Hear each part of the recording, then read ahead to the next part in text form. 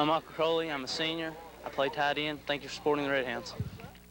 Hi, I'm Gus Hauser. I'm a senior. I play kicker and receiver, and thank you for supporting the Red Hounds. Hi, my name is Wes Compton. I play fullback. Thank you for supporting the Red Hounds. Hi, I'm Chris Hammock. I play wide receiver. I'm a senior. Thank you for supporting our Corbin Red Hounds. My name is David Stevens. I'm a senior. I play linebacker. Thanks for supporting the Red Hounds. My name is C.J. Taylor. I'm a senior, and I play offensive guard, and thank you for supporting the Red Hounds. Hi, my name is Bob Wagner. I'm a senior. I play wide receiver, and I'd like to thank you all for supporting the Red Hounds. Hello, my name is Trey White. I'm a senior. I play fullback for the Corbin Red Hounds. Thank you for supporting us. Go ahead. Make a wish. Then have your Allstate agent outline a life insurance plan that makes it all come true. Trust your dreams to your Allstate agent, who wants to be your agent for life. For all your insurance needs, contact Kurt Wyatt or the staff at Kurt Wyatt Insurance Agency. Kurt Wyatt Insurance Agency, located at 314 North Main Street in Corbin.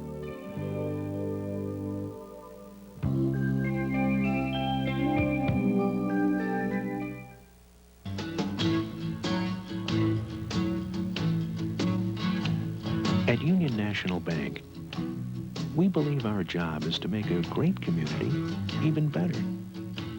Why? Because we live here too. Union National Bank. We remember what a bank ought to be.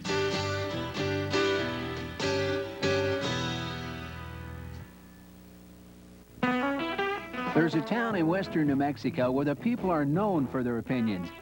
So we went to Gallup to find Kentucky. Dave Cox and Burley Foley broadcasting live here. First round playoff action. The Corbin Red Hounds and the Danville Admirals getting set to do battle here, as we said, from Danville, Kentucky. A very cold Danville, Kentucky, Burley, we might add. It's the temperatures are dropping down and getting into what most people refer to as football weather. But quite frankly, on paper, we've got a mismatch on our hands. The Danville Admirals, they ranked number 4 in AA, ranked very highly throughout the state all year long, taking on a Corbin team that has not really played as well as Coach Whitaker and his staff had hoped, but anything can happen, and that's why they play them. Both teams have made their way out on the field. They've completed their warm-ups. Captains are just about ready to administer the coin toss at midfield, but I tell you, it's going to be a cold night, and it really looks, at least at this point, as if the crowd's going to be down also. Well, David, there's no question about it. This is the premier place in the state of Kentucky for football. Without question, Danville, one of the top programs in the state. They do a tremendous job here. They are, in my opinion, the best football program in the state of Kentucky now. They have tradition. I mean, they are very, very, very good. Yes, on paper, it is a mismatch. There's no question about that. Danville has a tremendous record. They've played a tremendous schedule, and they are a good football team. But however, it's playoff time, and everybody's record's the same. It's new life. Everybody has a chance. Okay, we're just about set for the national anthem. We're going to take a 60-second break, and we'll be back. This is Red Hound football. Capitals and the Red Hounds getting set to do battle here in first-round playoff action. The Danville Admirals coming in as a #1 district seed. Burley, the Corbin Red Hounds coming in as a #4 district seed. I don't know how many #4s have ever knocked off a #1, but quite frankly, this is a big rivalry. Two teams that know each other throughout the years, and really and truly, the cliche as far as throwing the records out the window can really be said when these two teams meet. Danville many times has traveled to Corbin and been highly rated. Corbin has been able to win some of those games, and the opposite of that also, Burley. Many times Corbin's come in highly rated to have Danville upset them throughout the years. A very storied tradition between these two teams, and tonight Corbin's going to have to pull out all the stops, Burley, because Danville is a very, very good football team. Well, as you said, David, on paper, this is not a traditional Danville-Corbin football game. Corbin in a rebuilding stage. They're playing a lot of young kids. They've had a lot of injuries. They only have 8 seniors, 8 quality seniors at that. It's playoff time, though, and that gives everybody new life, so to speak. This is, in my opinion, the best football program in the state of Kentucky now. Danville, they deserve that ranking. There's a lot of talk about Breathitt County, but I still believe the state championship's got to come through Danville, Kentucky. But as you said, over the years, Corbin Corbin-Danville has been some tremendous football games. There's been people that still, they talk about the Corbin-Danville games of old. And a lot of the old Red Hounds today got together. They talked about how much this game means and what it means for football. And again, I think the thing that our kids got to do is they got to come out and play as hard as they can. And they realize they're an underdog, and they got to have some things happen good early. They need a turnover. They need early momentum to make this thing a football game. But, you know, as long as you're Corbin, and I see the sign across the field says, remember who you are. We're still, although we're down, but we're not out. And I know that if Danville had to pick somebody to play, they'd just soon it not been Corbin, no matter what the record is. So we still have a chance in this football game. Well, I think so, too. And anybody that watched football last night, Burley, knows that that anybody can win at any given time. I'm certain that Florida State didn't have any inkling that that Virginia was going to knock them off. But you have to believe this: Virginia did knock Florida State off, and you have to believe also that Corbin's going to come out fired up. And I believe, you know, that there may be a little breath in the air. Corbin seems to, at least in warm-ups tonight, Burley, seem to have a little more spring in their step, and you know, quite frankly, that they're going to need it. Well, again, you know, as I said, this is the best football program in the state of Kentucky. But I think you have to welcome the opportunity to be able to come in and play somebody like that. If you're going to try to win the state championship, which is ultimately everybody's goal, you have to beat the best. They are the best. There's no question about that. I don't think anybody will deny that. And the thing our kids got to do is they got to line up, they got to fly the football, and they got to hit people. And if you saw what happened last night with Virginia and Florida State, not that that's a fair comparison, but Virginia's a pretty good football team too. But anything can happen. And there again, our kids got to play with some emotion. It would be the biggest upset in the history of Corbin, in the history that I remember, should we be able to beat them. But again, if you lay your ears back and you hit people, who knows what could happen. Well, okay, they have had the coin toss at midfield. The Admirals have won the toss. They will take the kickoff. The Red Hounds still gathered around Mike Whitaker on the far sideline. Gus Hauser will bring the Hounds out to kick it off, and we're just about set to get underway. Back deep for Danville. Again, we're a long way away here, Burley, but back deep, I believe, is number 40, Kelvin Kinley. And looking at the box scores throughout the year, Kelvin Kinley, he's the man of the hour for Danville. Scores most of their touchdowns, and an excellent, exciting young man.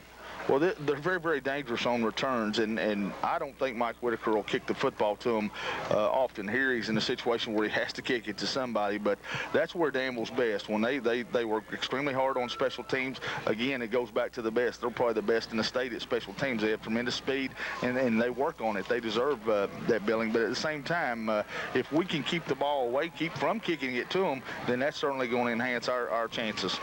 Okay, back deep, number 40, Kelvin Kinley, along with 32, Corey Harris, and also number 20, Jeff Kinley.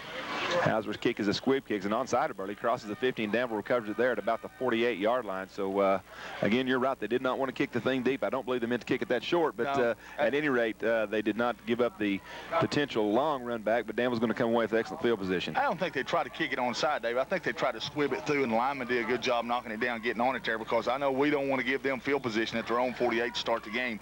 But what we were hoping for is the ball would squib through and they wouldn't get a return. But they've got good field position here to start the game. Okay, the quarterback's number 9, Mike Floro. In the backfield, 25, Houston, and 40, Kinley. In motion comes Kinley. The quick pitch going to go to him. He'll try the left side, catches the block at the 50, turns the corner, fumbles the football, picks it up himself, and he will be at the 45. I thought he fumbled the football, but he actually just fell forward into Red Hound territory at about the 44-yard line. A nice gainer on the play. Well, they put him in motion, Dave, and we've seen that a lot. Madison Southern did that to us last week. They try to get outside of us, and that time what we've got to be sure to do is we've got people running to the football. They pick up a nice gainer on first down. And we'll bring up second down and about 3 now for the Admirals from the Corbin 45-yard line. They mark Kinley down there. Floro's got it. Wide outs to both sides. In motion now goes Harris back to the right side. They'll give us the fullback. That's going to be Houston. He's hit at the line of scrimmage. Going to be dropped for a yard loss on the play. No running room there, Burley. In on the initial hit, I believe, number 25, West Compton. It was West Compton, and also in on a stop looked like Andy Robertson and Graham Trimble. So pretty good play that time by Corbin as they run the big fullback right straight up the middle, but unable to get any yardage. That brings up third down for Danville. Third down and call it about 3 now for the Admirals. They lose about a half a yard on the play. Ball resting just outside the Corbin 45-yard line, just underway here. If you're Red Hound fans on the road, it was a 7:30 start, folks. A lot of people in Corbin thought it was an 8 o'clock start, and quarterback sneak. Floro keeps it. He's going to have the first down. Lowers his head and fights forward to about the 40-yard line before he's going to be pushed back. But his forward progress will be marked up near the 40-yard line, which will be enough for the Admiral first down. Well, they caught us spread out in those gaps in there. That time we put a linebacker down, and Floro, I think it's correct pronunciation of his name. He saw something there he liked and then took it for the first down, which a lot of times coaches will give the quarterback that option. Hey, if you see it, go ahead and take it anytime it's 3rd and short. You know, we've seen that a lot this year, and everything that happens in pros and college seems to filter down to high school, and so I guess it's just making its way down to this level now. But we've certainly seen a lot of quarterbacks take that upon themselves.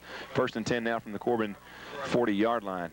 Floro takes it, keeps it face to the fullback, pitch around the right side. That's going to be to Kinley. Turns the corner to 40. He's got some running room. 30, 20, 10. He's going to take it in. Touchdown, Danville. And, boy, he exploded around that right corner, Burley, and scored quickly. That's number 20, Jeff Kinley.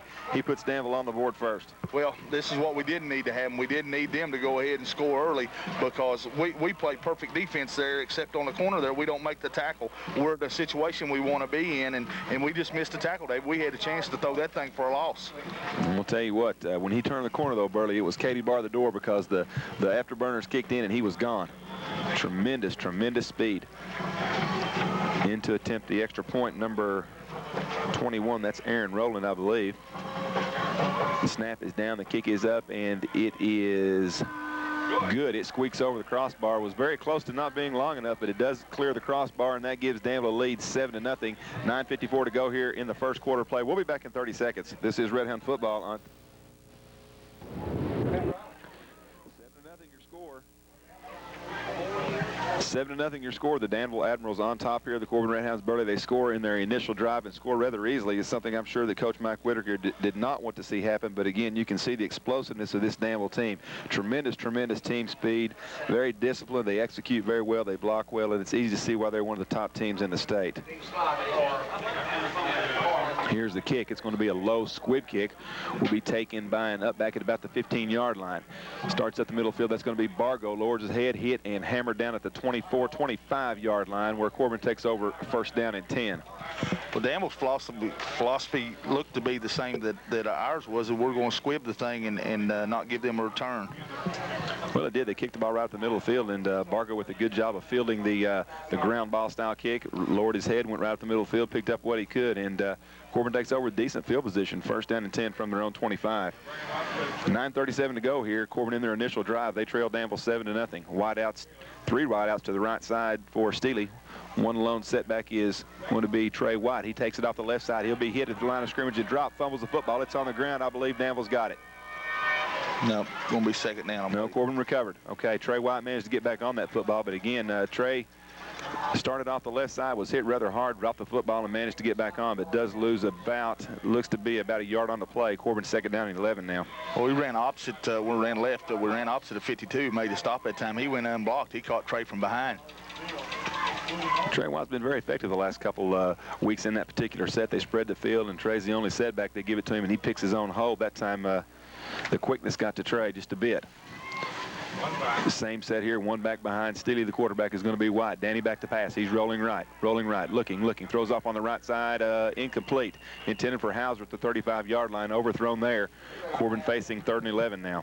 Well, the game hadn't started the way we needed it to start, David, to have an opportunity in this game. We surely wanted to be able to stop them on their first punch, and then again, on first downs, we're going to be critical tonight that we're able to pick up some yards and keep the football away from Danville because they have that explosive offense.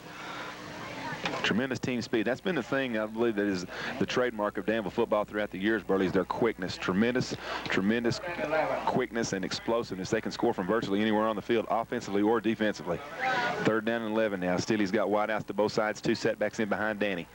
Back to pass goes Steele. He's in a pocket. He's looking. Going to be chased out of there now. He's rolling right, still looking. Throws long down the middle of the field. He's got a receiver. It's caught at the 45-yard line. That's going to be Hauser. It'll be enough for the first down. He is up to about the 46-yard line of Corbin. An excellent throw that that time from Steele. He bought some time, chased out of the pocket, and finds Hauser across the middle open. Well, Danny did a good job that time. He got in the pocket and was forced out, but was patient. A lot of times the kid will go ahead and turn it up and run right there and only pick up 4 and 5, not for enough for the first down. But Gus kept sprinting this way, came to Danny. Danny did a good job rolling to his right and finding Gus. You know, we talked before the game, the one game that Danville did lose, Burley, to one of the Covington teams. I believe they threw it 40 times, so Danville may be a bit susceptible to the pass.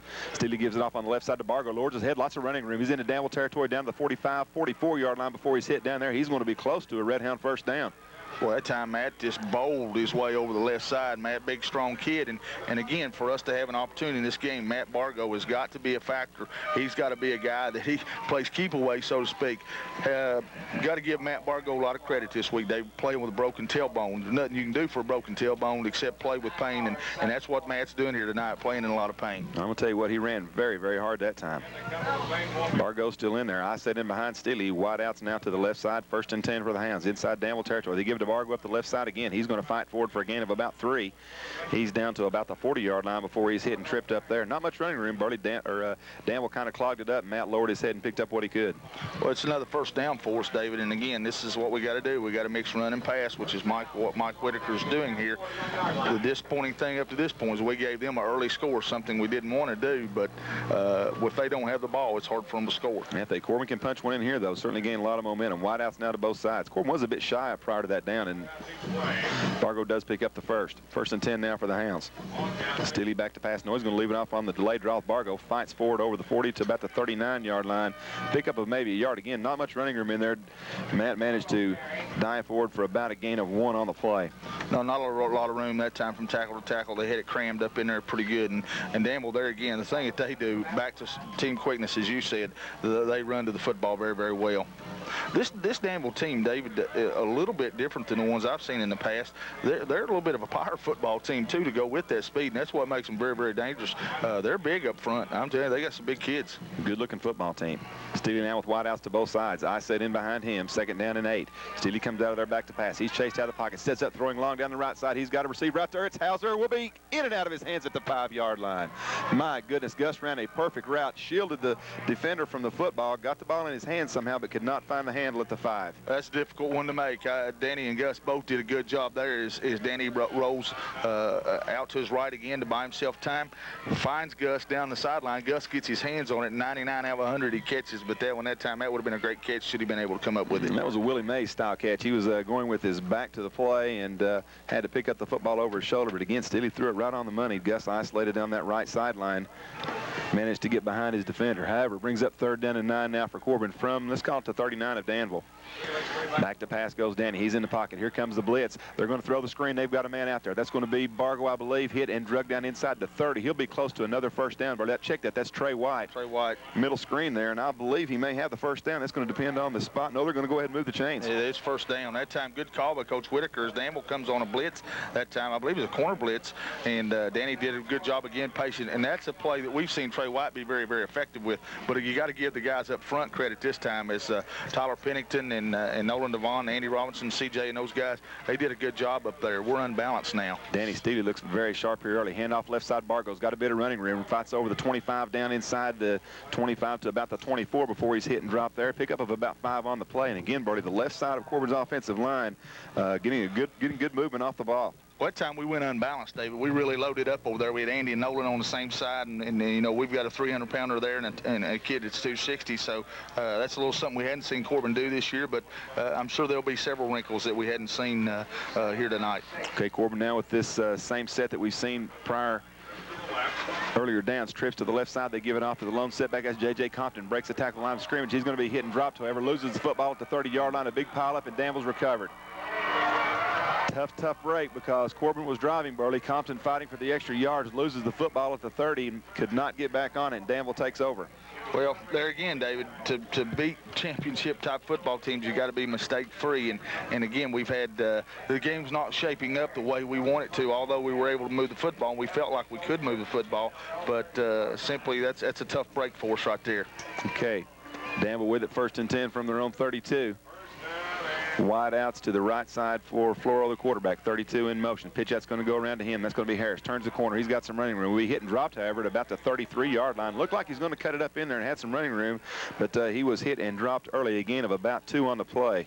No, that time, pretty good defense by Corbin. And again, I didn't get the number made stop, but pretty good hit. I think it might have been Ryan Kelly on the hit. Okay, 2nd down and 8 now for Danville. And boy, I tell you, they keep that pressure on it. They just keep running and running and running and hitting that corner, and eventually that speed gets outside. And when they get their shoulders headed upfield, they're tough to stop.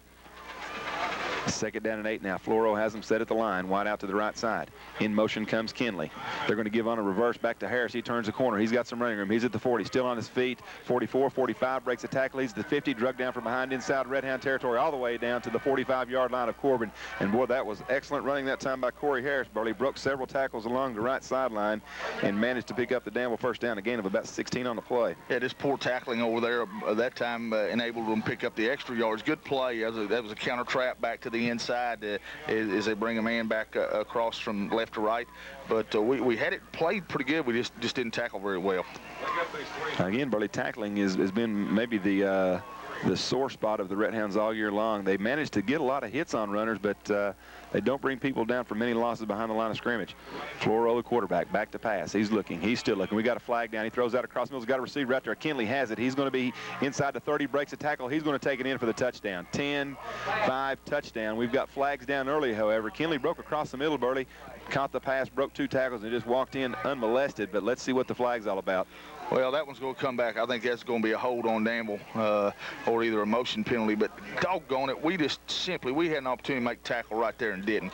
You got to come up and hit those guys. And I don't want to be critical, but let's tell the truth here. We had an opportunity. 2 of our guys hit him right there and just slipped off. We got to put them away when we're in situations like that, and we didn't do that. And that play, the penalty will go against Danville. They're going to bring it back. The preliminary signal was holding. No, I thought it was a motion call, actually, Brody, but let's see what they do. I believe it is going to be. It is going to be a motion call. They're going to mark it off 5 yards, and that will move Danville back into their own territory to about the 47-yard line of the Admirals. We're able to dodge a bullet right there. But the most important thing, you see what Danville can do to you. They run, and all of a sudden on first down, they find a guy wide open because you're coming up so hard to try to stop the run that it's difficult to stop the pass. Hey, Floro's a good-looking quarterback, Burley, I'm telling you. He can throw it and run it. Wide outs now to the right side. Kinley in motion back to the near side. The pitch is going to go to Kinley. Juggles it, gets the handle, turns the corner. He's on and races. 40, 45, he's down inside the 30. Knocked down there all the way down into Red Hand Tour to 32-yard line. Check the 28-yard line before he's drugged down there. And I will tell you what, he's very explosive. He turned that corner, Burley, and it seemed like he made 3 strides from the 40 down to the 28. It's obvious what they're trying to do to us, David. They're going to pick on us outside a little bit because they've seen that, to be honest with you, we're not very strong outside, and that's what they're doing at this point. They're trying to pick on us a little bit out there. Kinley finds a lot of running room around the corner there, and 4 minutes exactly to go here in the first quarter. 7-0, Danville on top. They have the football, however, and are driving to Red Hound 29. Handoff at the middle. That's going to be the fullback, I believe, Houston. He's up to about the 25-yard line before he's knocked down there. A gain of, let's call it 3.5, 4 on the play. Well, I'll tell you what, I don't know if Danville saw what I just saw then, but we overshifted to our right that time. We didn't have anybody on the left guard to left tackle. They could run the fullback right in there for daylight. 2nd down and 6 now for the Admirals. Quick pitch around the left side. That's going to be Harris. He turns the corner, be hit and knocked out of bounds at the 22-yard line. A pickup of about 3. That's going to bring up 3rd down and 3 now for Danville from about the Corbin 22-yard line. And out of bounds by Sam Miller and Wes Compton. Danville with a stable of running backs, Burley. 32, Harris has already had 2 excellent runs in this game. Kinley, again, an excellent run, 1 long pass catch for a touchdown that was called back, and Jeff Kinley, and a long touchdown run. So I'm telling you, they are very, very talented. Everything you've heard or read about Danville is true, folks. They are very, very talented and very explosive. 3rd down and 2 now for the Admirals. Option to the right side. They leave it off the fullback. He's going to have the first down. He will be knocked down inside the 15, down to about the 14-yard line, and Danville moves the chains again, Burley. Florida made a great read that time. He rode the fullback up in there. We played the quarterback pretty good, but that time he gives to the quarterback, and you got to give the quarterback credit on that thing. They're running the option, and what they're doing is just riding that fullback, and if it's not there for him, the quarterback will keep it, or they'll pitch, which we saw him score on early in the game. They mark it down at the Corbin 15-yard line. 1st and 10 there for the Admirals. The officials discussing something there on the field. That's going to give Mike Whitaker a chance to get Nolan Devon back into the game. Danville leads at 7-0 here. 3:20 to go in the first period of play. Very quick first period, but one that has certainly not started out the way the Red Hounds would like to have seen it. Danville scoring on their initial drive. Corbin then put together a pretty nice drive, got down to the Danville 25 and turned it over. Handoff left side. That's going to be Houston. He fights inside the 10 down to about the 9-yard line. A pickup of about 6 on the play. Once again, good read by Floro, and we're having a difficult time with the option. And what we've got to hope for here is we can bring somebody, make a big play, jar the ball loose, because they're really doing a good job executing the veer. Let's call it 2nd down and 5 now. 2:55 to go in the first period. 7-0 Danville on top. Kinley takes it around the left. Excuse me. That's going to be 25 Harris off the right side.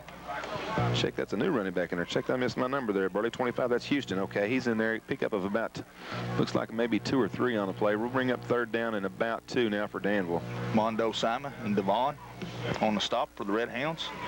A pair of juniors. Here's a quick moving first quarter, Dave. Danville leads 7-0. I'll tell you, they don't waste any time in the huddle, do they, Burley? No. They get in and get out. Floro takes it, leaves it off on a little counter trap. That's going to be Kinley, lowers his head, fights near the end zone, will be hit and dropped down a bit shy, down to about the 1-yard line. That was Kelvin Kinley. And he will pick up the Danville first down. They will have a first down and goal inside the 1-yard line. Danville very impressive offensively here early. Well, they're like a machine. They get in that huddle, and they call their play, and they're back out, it seems like in 5 seconds, and right at you again. They certainly don't give you time to gather yourself. Floro full setbacks behind him, leaves it off with the fullback. No, keeps it himself, walks into the end zone. Touchdown, Danville. Faked the fullback that time. Burley pulled it back out. Walked it into the end zone himself. Yeah, we flew to the fullback that time, and they'd really been hurting us with the fullback. This time, Floro really just walks into the end zone, made it look easy. All right, 1:52 to go here in the first period. Danville has extended their lead to 13-0. On to attempt the extra point, number 21, Aaron Rowland.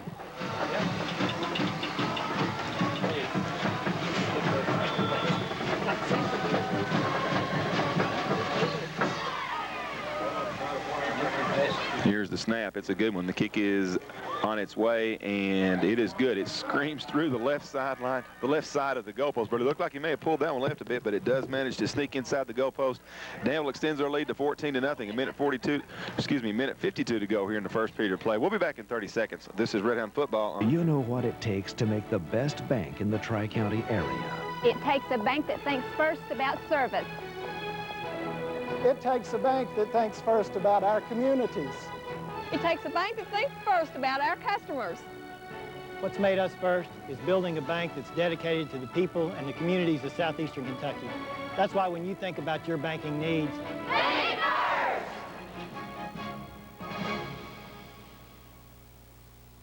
first! Ball County.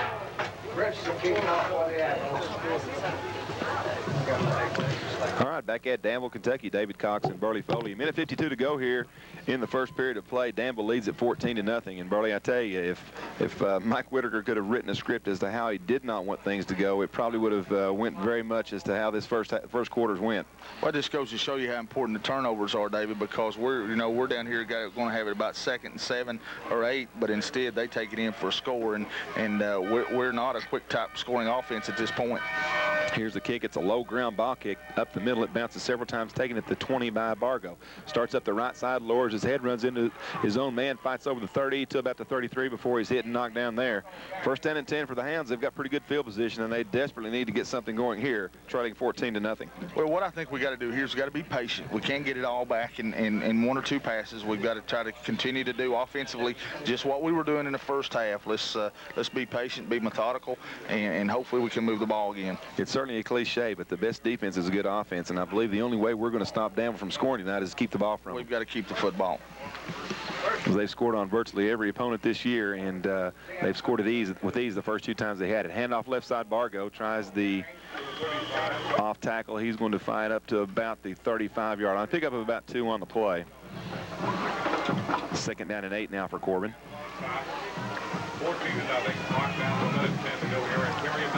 A minute 10 to go here in the first period. Corbin trails at 14-0. They have the football now. Second down and let's call it 7 from their own 35-yard line. Very cold night here in Danville, Burley. The temperature has dropped off considerably, and you never know how much impact that's going to have on these kids not used to playing in the cold. Wide out to both sides now for Steely. Fakes a handoff up the middle. He's going to be chased, hit in the pocket, and dropped. He made an attempt to pass the football, loses the ball, and the official is going to call that a incomplete pass. And I believe Corbin may have caught a break there, Burley. No question about it. No question about that. We got a break on that play. That either should have been a fumble or a penalty. Well, I really thought it was intentional grounding. Danny, as he was going down, pulled down from behind just to heave the football forward, and really there was not even a Corbin lineman anywhere around there, and the official calls it a incomplete pass. 3rd and 7 now for Corbin. Danny didn't have time to get his feet set that time. No, Danny had no chance that time. Danville came with tremendous pressure straight up the middle of the line. Corbin spreads the field now. 2 wide outs to both sides. One set back in behind Steely. Back to pass goes Danny. They run the draw. That's going to be Bargo. He tries the left side, lowers his head, fights up to the 40-yard line before he's hit and dropped there. He's going to be about 2 yards shy of the first down there, I believe. We'll bring up 4th down now for Corbin. And this is a decision Mike Whitter's going to have to make here early, Burley. Do you want to give that? I know that there's no way he wants to give that thing back to Danville, but again, if you don't make it, you're going to turn them loose with excellent field position again. Mike's calling timeout here, but in 9 seconds, the quarter is going to end. So let's see what happens here. Corbin does take a timeout with 8 seconds to go here in the first quarter play. Let's just keep it right here during this timeout, Burley, and discuss this just a bit here. A lot of other games going on throughout the area. Whitley County venturing into playoff territory tonight. They're entertaining Knott County Central down in Williamsburg. Should be a decent game. Whitley County favored very highly in that game, Burley, but Knott County Central, pretty nice football team. 7-2 on the year. That game could be a little better, I believe, than most people think. Well, the important thing that Whitley's got to do tonight is they've got to overcome that defeat to Bell last week. They really felt like that they could beat Bell. They didn't, and I'm sure that they're down a little bit, but at the same time, could they go ahead and get a win tonight against Knott? And I think they will. I think they'll beat Knott County Central. I think that they have an opportunity to do pretty good in the playoffs. But Williamsburg, I think, is going to win easily. Leslie County and Pulaski, I think Leslie County is going to win. It's also another mountain school, Brett, that I think will win fairly easy. A lot of times, as you mentioned in your pregame, it's tough for a 4 to beat a 1 because of the confidence factor. The only way, really, you got to have some things go good for you early, and that's what hadn't happened for us tonight. We've got to, if we do go for it here on this particular one, we've got to be able to pick this thing up and try to make some good things happen. Okay, some other local teams we have in action. North Laurel travels to George Rogers Clark, better known as Clark County, Burley. North Laurel 5-5 on the year. George Rogers Clark 8-2 on the year. Also, Johnson Central's at Bell County. Johnson Central 5-5 on the year. Bell County very respectable 9-1. And again, Bell County another 3A powerhouse. Okay, Corbin back to the line. They're going to go for it here. 4th down and 2 from their own 41-yard line. 9 seconds to go in the quarter. Steely takes it, leaves it off with the second back three. He's going to be hit and dropped. That's Bargo, and he's not going to be close. Loses 2 yards on the play. And Corbin turns it over to Danville here inside Red Down territory at about the 38-yard line.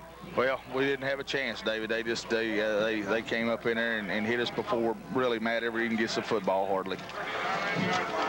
That's big right there. I agree with the call. I mean, at this point in the season, you're playing the best team in Kentucky, one of the best teams. I think you've got to go ahead and go for it.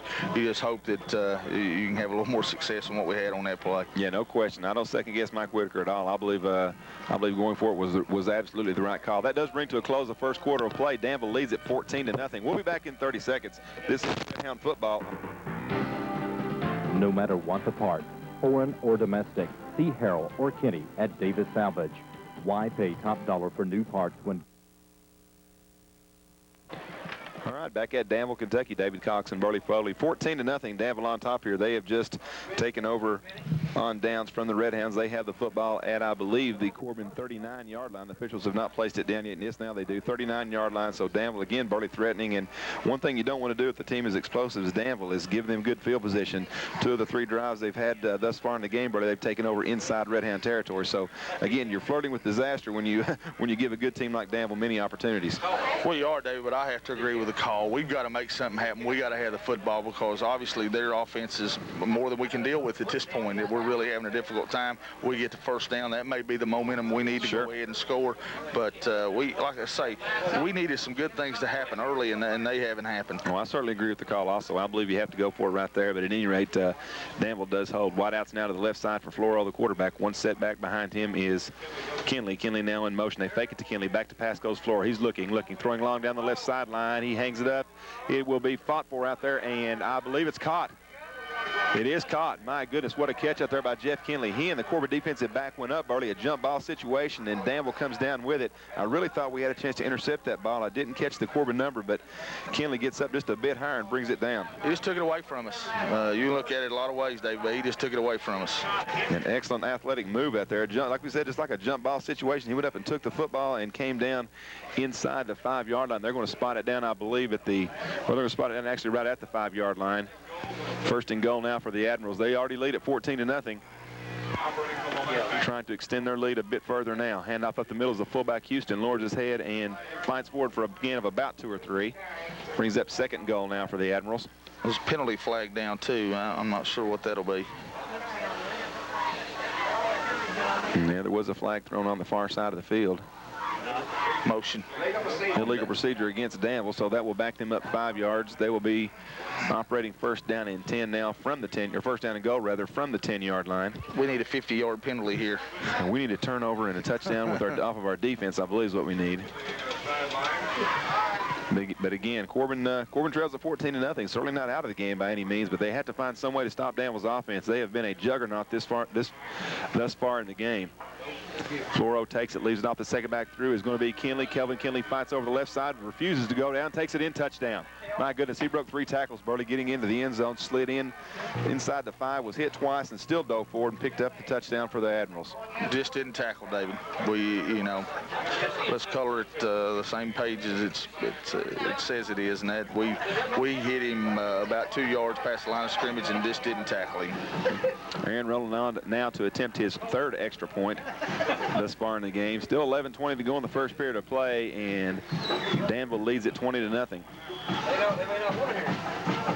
I don't believe the Danville faithful are feeling the cold nearly as much as the Corbin crowd. The snap's a good one, and Rowland's kick is up and long right down the middle. The extra point is good. That extends the Danville lead to 21-0. 11:20 to go here in the first half. We'll be back in 30 seconds. This is Red Hound football. Borrowing money has never been easier. Coming about.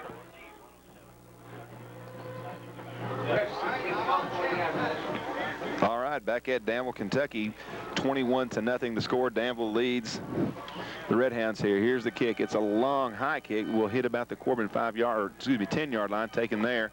Starting up the right side, I believe, is going to be Compton. He will be hit down at about the 31, 32-yard line where Corbin takes over first down and 10.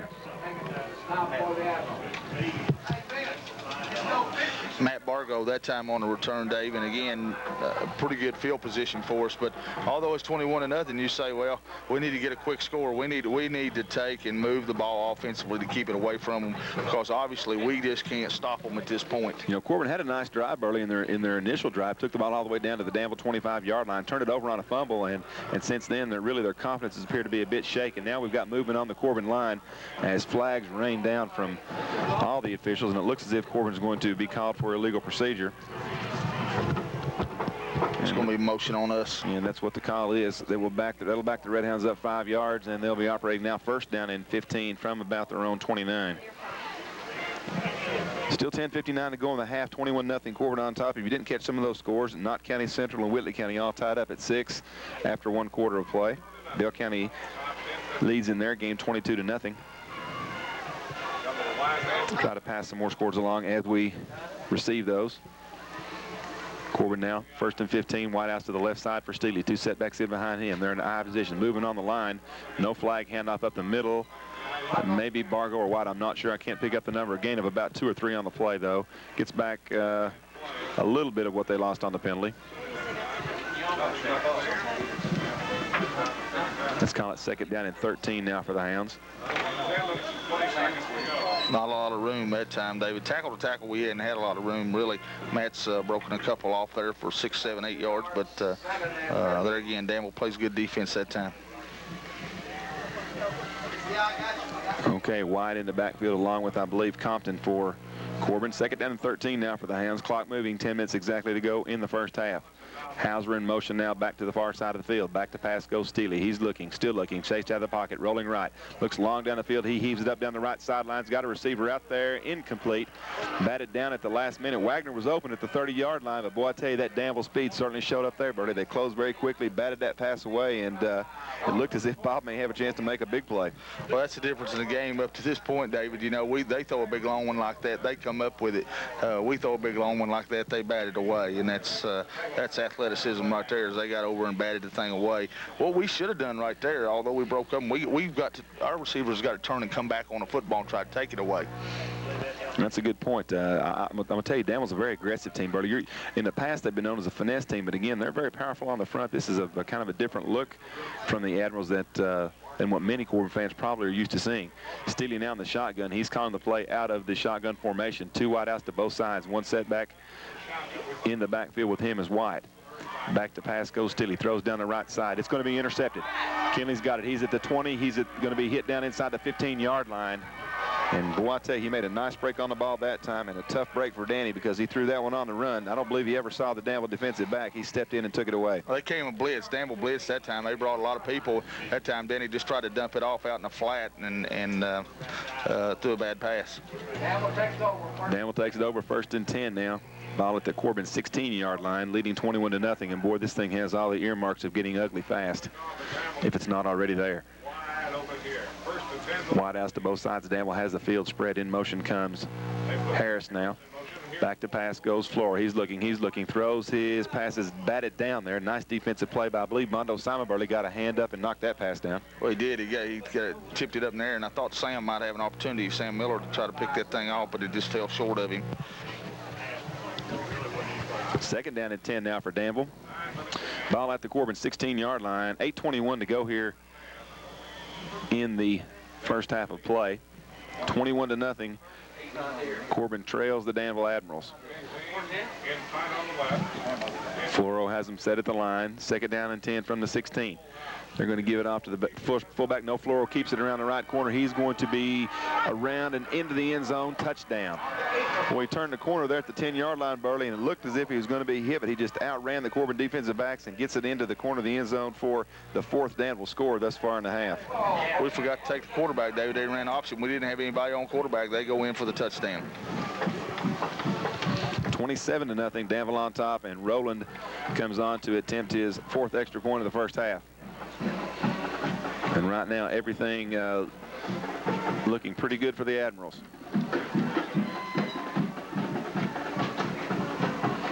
The snap's a good one. It's down, and Rowland's kick is up and plenty long enough right down the middle. That extends the Danville lead to 28-0. 8:13 to go here in the first half of play. We'll be back in 30 seconds. This is Red Hound Football on. My name is Danny Staley. I'm a junior, play quarterback, and thank you for supporting the Corbin Red Hounds. Go ahead, make a wish. Then have your Allstate agent outline a life insurance plan. Danville, Kentucky, 28-0. The Corbin Red Hounds on top here, or excuse me, the Corbin Red Hounds trailing the Danville Admirals. The Admirals on top here early, Burley, and I tell you, they have been all that they're supposed to be. You read and through the newspapers, and you watch the box scores, and they appear to be a very explosive team. But until you witness them in person, their team speed is just phenomenal. Well, they're very, very well coached, David. They don't make mistakes. They don't beat themselves, and they have some athletes. And at the same time, we had one chance in this game. That was fly around and hit people. We haven't done that up to this point. Here's the kick. It's a long line drive kick. It's going to be taken by, I believe that's going to be Bargle. They run the reverse. They hand it off now around the left side to Nick Cobb. Cobb's got a little running room. Turns the corner at the 25 up to the 30-yard line before he's hit and knocked down there. Corbin takes over 1st down and 10. So again, Burley, Mike Whitaker's not giving up. The Red Hounds pull a little something out of the hat, and they take over pretty good field position, 1st and 10 from their own 30. We need to pull about 3 touchdowns out of the hat right here, Dave, because I'm telling you, as you said, if we don't get something going offensively here, this thing could get ugly. But it goes back to mistakes and turnovers. Doggone, we have an opportunity down here. We're driving. Maybe it looks like we might even put one in. We fumble. Then they throw a big long pass. We've got it intercepted, and they take it away. It just ball hadn't bounced our way. Steely takes it. He keeps the ball himself. A keeper around the right side. He's got some running room. There's a flag down. He's all the way to the 45, 50. Chased out of bounds inside Danville territory all the way down to the 45-yard line. But again, we've got a flag in the Corbin backfield, and I believe that one's coming back. It is. Tough break because that's one of the better offensive plays Corbin's had tonight. Well, we caught them flying inside that time. They're really bringing a lot of people, and that time Danny got on the corner, showed some pretty good speed, but we're going to get flagged with a hold. I'm going to tell you what, Danny's had a nice game, Burley. He's throwing the ball on the money, made a nice turn there, got the ball upfield, but he's had to run for his life. Again, he's not had a lot of time back there. That's a 10-yard holding penalty. Takes the football back to the, let's see, the 20-yard line of the Hounds.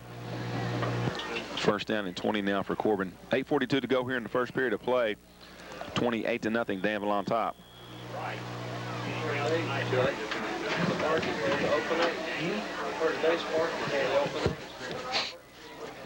Well, at least we've got a nice warm place to watch the game here. Danville with a beautiful facility here.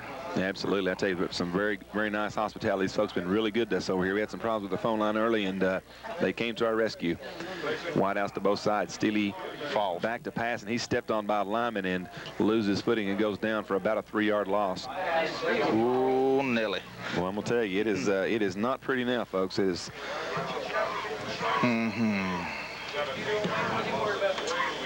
And you really have to feel sorry for Coach Whitaker and the coaching staff because you know they've worked so hard all year long, and it just seems like they have not caught a break. We put a few statistics together this week, Burley. You know, the teams that have defeated Corbin thus far in the year combined 49-11, 81% winning percentage. So, you know, Corbin's played a tough schedule, and on top of that, with all the injuries, it's been a long year. Steely shuffle pass up the middle. It's going to be to Pruitt, and he'll be hit and dropped back at the 14-yard line, 13-yard line, a loss of about 4 on the play. And, well, I'm going to tell you, we were lucky we didn't lose that football because Zach caught the ball, but there was a defender that had Zach in hand before he ever took the pass. Yeah, they played that very well. Well, we'll have to throw the old bomb here, looks like. Third down and about, looks like 25 now for Corbin from their own 14-yard line. And the clock is not running fast enough for Coach Whitaker at this point. 7:25 to go here in the first half. Danville leads at 28-0. Third and long here for the Hounds. Wide outs to both sides. Back to pass goes Danny. He's in the pocket. He's going to be chased out of the pocket. Rolling right. He's still under fire. Turns it up, going to run it himself. Hit at the line of scrimmage and dropped. Manages to get back to the line of scrimmage, but Danny had no chance that time. Before he ever got set, there were 3 Admirals around him. He was running for his life. Got back to the line of scrimmage, and that's where Corbin's going to have to kick it away. Well, the bad news here is, David, they got 6 minutes and 57 seconds to score, and they really only need about 4.5 seconds from the 40. Well, that's about right. Both Kinleys go back. Jeff and Kelvin Kinley back there standing at about their own 45-yard line. Hauser in punt formation at his goal line. It's a good snap. Gus's kick is away. What's a bad one? It's a low line drive. It's going to hit about the 30, rolls up to the 36-yard line before Corbin will touch it down there. And Danville again takes over in excellent field position. Burley, their third possession inside the Corbin 50-yard line there where they've taken over. So again, we have certainly played into their hands.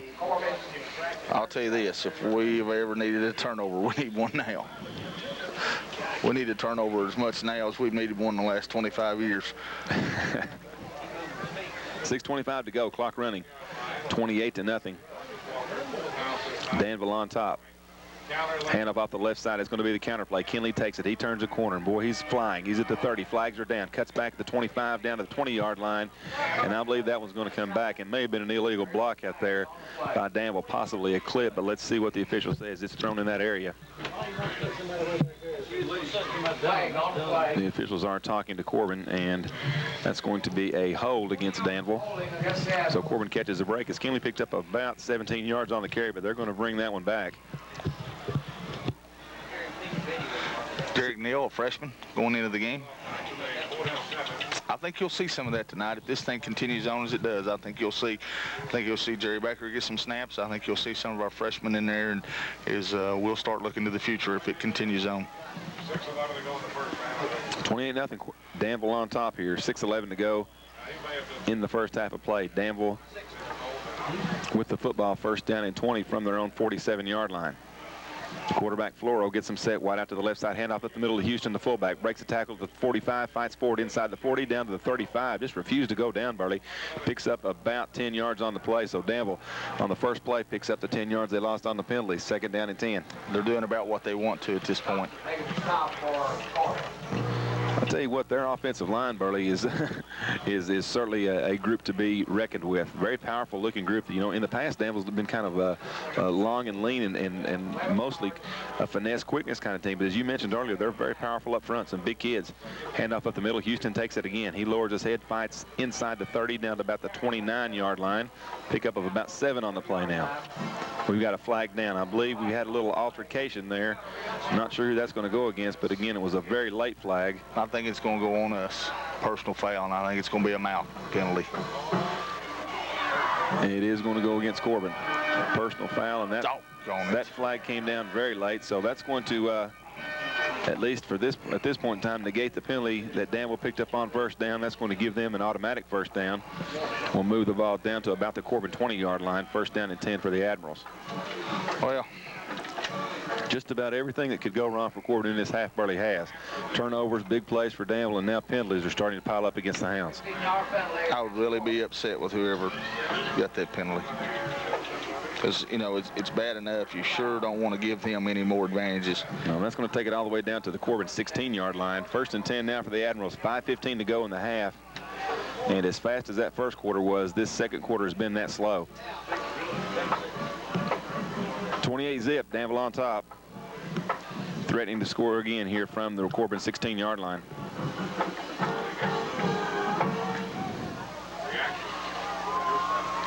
Try to keep you updated on some other Tri-County scores. Bell County leading 22-0 in their game early on. Whitley County and Knott County Central tied up, I believe, sometime in the first or maybe towards the end of the first period, 6-6.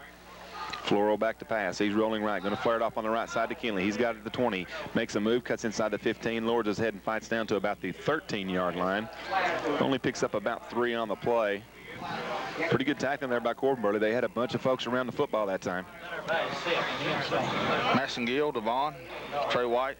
You know, that time Floro made a bad read because he had tight end wide open in the end zone. But there again, I'm not going to criticize him because he's made all the right decisions tonight. But that time he did have a receiver wide open in the end zone. Absolutely.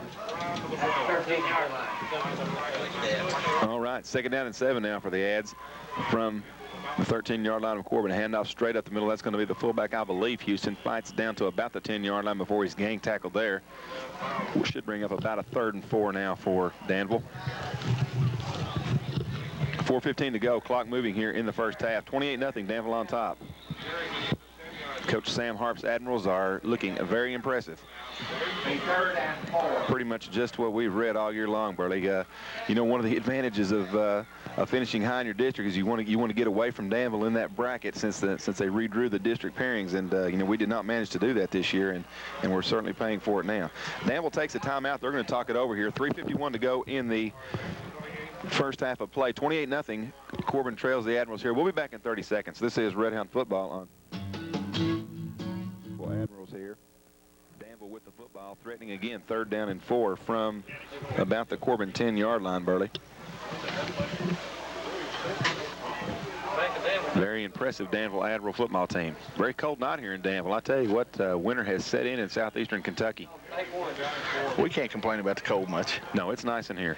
Full house set in behind the quarterback Floro. He rides the fullback and leaves it off with him. Houston fights inside the 10 down to about the 4-yard line. Well, I'll tell you what, Floro does an excellent job, Burley, reading that fullback give. 2 or 3 times tonight he has rode that fullback and rode him and finally given it to him for a big gainer. And a couple times he's pulled it out. He's managed to pick up excellent yardage himself. Well, he does, Dave. He's real patient with it. He does just what you're supposed to do in the period, and that is ride him and see if they come to him. If they don't come to him, he'll leave it, and if he don't, he'll pull it and scores. We've seen him do that twice.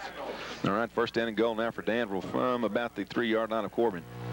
Full house set in behind Floro. Leaves it off with Houston, lowers his head, fights into the end zone, touchdown Danville. Houston just carried tacklers with him, Burley, and Danville pretty much having their way right now. Well, I'm lost for words. I really am. It's really a hard game to call because you certainly want to try to keep your enthusiasm up, and you know your heart goes out to the Corbin kids. You know they're playing hard. They're just overmatched right now. Very young Corbin team, beset with injuries, and playing a very talented football team with a storied past and tradition. But I tell you right now, it has all the earmarks of being very ugly, very quick. Rowland's kick is up and on the way. It is plenty long enough right down the middle.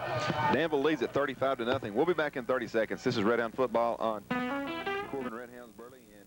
And as cold as it is outside, you know that Mike Whitaker is probably seething on the inside right now. Coach Whitaker is as competitive a person as I've met in a long time, and you know he really believes in this program. He believes in his system, and you know this has to be killing him inside. And you know, I know we talked on way up here. He's going to get this thing turned around. It's just going to take a matter of time. But you know, right now that certainly doesn't make this feel any better. No, it doesn't. But here's the kick. It's a low ground ball kick up the middle. It's going to be fielded there. No, it'll be falling on. Fumble. The ball's loose, and I believe Danville's got it. They do. Danville's got it. They have recovered the football at the Corbin. It looks like the 28-yard line. The officials with a bit of a delayed call there, but from here it was pretty obvious that the Danville's on the bottom of the pile. They do come away with the football, and they're in business again here, 1st and 10. Well, back to what you say, David, you know the Danville's a good football team, and in my opinion, the last few years, they are the best football program in the state of Kentucky, and that's arguable. But at the same time, we're simply just not playing very good. We're not playing like a very good football team right now. I don't care if people were faster than you, stronger than you, whatever. You still got to fly around and hit people, and that's something we hadn't done tonight. They're big, Danville is, but we're big. They're a little bit young, but still, yeah, football's got to be played one way and one way only to win, and that's you got to button up and you got to hit people, and we simply just aren't doing that. I don't want to be critical, but that's a big problem we have right now with our football team. Well, the officials here have discussed again. Now they've changed their mind, and Burley, they've given the ball back to Corbin.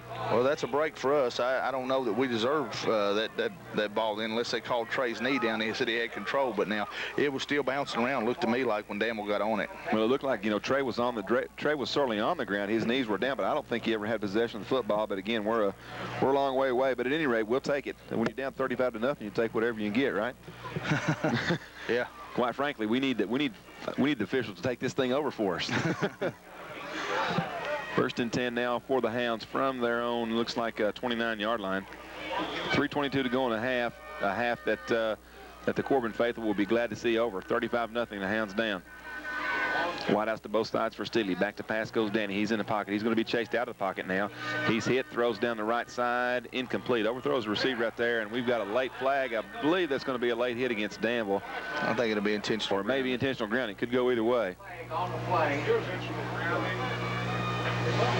Well, let's see what the officials say. It is going to be intentional grounding against Steely. So that's a loss of down penalty. It will be 2nd down now, and they mark the penalty off from the point of the infraction. So 2nd and a bunch for the Hounds. 3:10 to go. Well, that time, again, Danny's biggest problem is we didn't have time to throw the football, David. He's not even getting back and getting his feet set up before they're getting to us. Just overpowering us at this point. 35-zip. Corbin trails it here. A lot of the so-called Corbin critics, the people that love to see them lose, and they're out there, they're right at this point. But we've got to look to the future. 2 wide outs to both sides. Back to pass goes Steely. He's going to be chased out of the pocket. Throws back around the left side, and that's going to be incomplete. Pass intended for Trey White out there. I believe they were trying to roll Danny to the right and set that screen up to the left, and now we've got another late flag that comes down, and this one is up the field a bit. And frankly, I didn't see anything out there at all, but again, that may be a mouth penalty. That had to be some kind of mouth penalty because... Is that a mouth? I'm not really sure what it's going to be. I believe this one's on us, too. No, an eligible man downfield. An eligible receiver downfield, okay. So that one's going to go against Corbin. Wow. All I can say at this point is wow. All I can say is bless their hearts. It's been a tough half. 3:03 to go here in the half. The half that seems to never end. The first period got by rather quickly. Danville led 14-0 after 1 quarter of play, but it did seem to go by quickly. It was hard, but it was relatively painless. This quarter's not been painless, but it's kind of drug out. 3rd and 26 now for Corbin. Wide outs to both sides. I set in behind Steely, the quarterback. In motion comes Pruitt. Quick pitch around the right side. That's going to go to Bargo. He turns up the field. He will be hit at the 20, breaks a tackle, fights up to the 25, 27-yard line before he's hit and dropped there.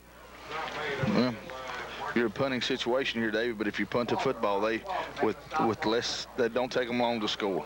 No, they virtually can score from anywhere on the field. They've got the whole package. Excellent running backs, good team speed, a nice quarterback with a live arm, good-looking offensive and defensive front. So I'm sure, you know, Danville right now is rated what I believe 4th in Double-A. I can't imagine 3 teams in Double-A being better than them right now. They're not. If they are, I don't want to play them. I can tell you that. Hauser in punt formation, a high snap. Gus takes the kick and gets off a low line drive along the left side. It's going to hit about the 40 and bounce out of bounds at the Corbin 45-yard line, where Danville takes over. First down and 10 there. According to Dave Cantrell in the Lexington Herald, Burley, and again, these are just power ratings, and the Danville faithful, they don't agree with Dave, but they say Breathitt County, Franklin, Simpson, and Lloyd. I assume that's the old Erlanger Lloyd, who dropped down to Double-A. They're all rated above Danville, but I just can't hardly see that. I saw Breathitt County. They came down to Corbin Burley and played a very strong Ryle team. Defeated Ryle in our inaugural bowl this year. Breathitt's a good football team, but I just don't see them matching up with Danville. Do you? Well, I don't see how you can take ratings away from people that have earned them and deserve them. Handoff up the middle. Houston's got a lot of running room. He's at the 30, 25, 20, breaks several tackles inside the 10, chased out of bounds at the 6-yard line. Well, that was just a fullback power up the middle, Burley, and power, I do mean power. He lowered his head, ran over several defenders, broke about 4 or 5 tackles, and got it down to the 6-yard line. Again, poor tackling, David. Poor tackling. You know, it's got to be tough on those Corbin kids. I mean, they're looking at the scoreboard now in a game they virtually have no chance of winning, at least at this point, and it's really hard to motivate yourself right now. I mean, I'd love to find something good to say, but I'm really struggling. Maybe we'll get things going here in the second half. First down and 8 now. First and goal from the 8. Handoff up the middle. That's going to be the fullback. He fights up inside the 7, 6-yard line maybe before he's hit down there. I actually missed that handoff. Floro, he fooled me. There's a nice defensive play, though, that time. As Sima, looks like also Wes Compton in on the stop, and maybe Ryan Kelly, Nolan Devon. Second down and goal now from about the 7-yard line of the Hounds. Danville with the football and the lead here. 1:37 to go here in the half.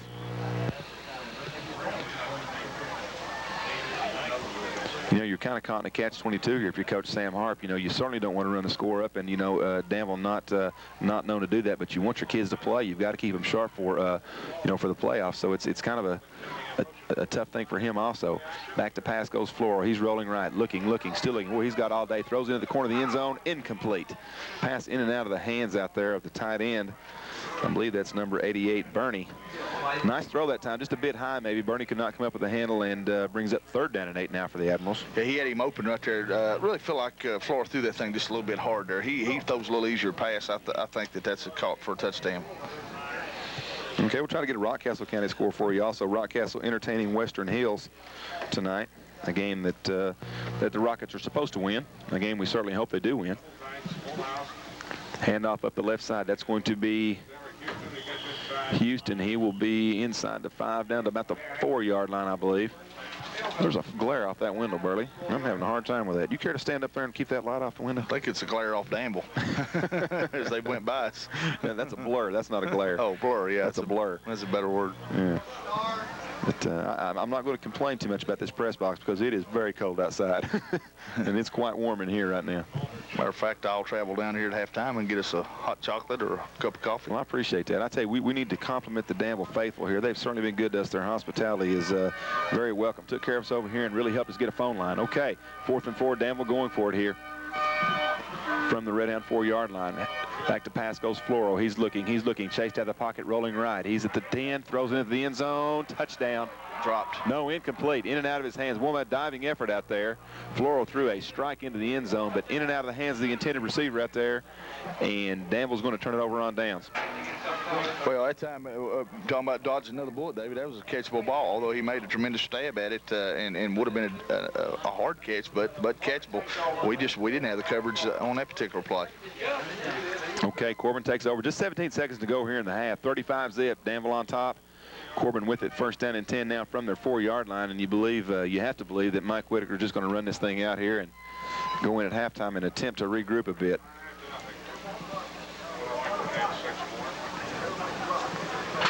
Yeah, I don't think he'll put the ball up right here. It's 17 seconds to go. Danville with about 11 guys around the line of scrimmage. They don't think so either. One defensive back now drops back a little bit. Handoff up the middle. That's going to be Bargo, I believe. Hit and dropped at the line of scrimmage, and that should bring to a close the first half of play. If Danville does not stop the clock, and it does not appear as if they're going to. Okay, after one half of play, 35-0. The Danville Admirals on top here. We'll be back in 60 seconds to talk about the first half and maybe what Corbin can do to try to get back on track here. You're listening to Red Hunt Football.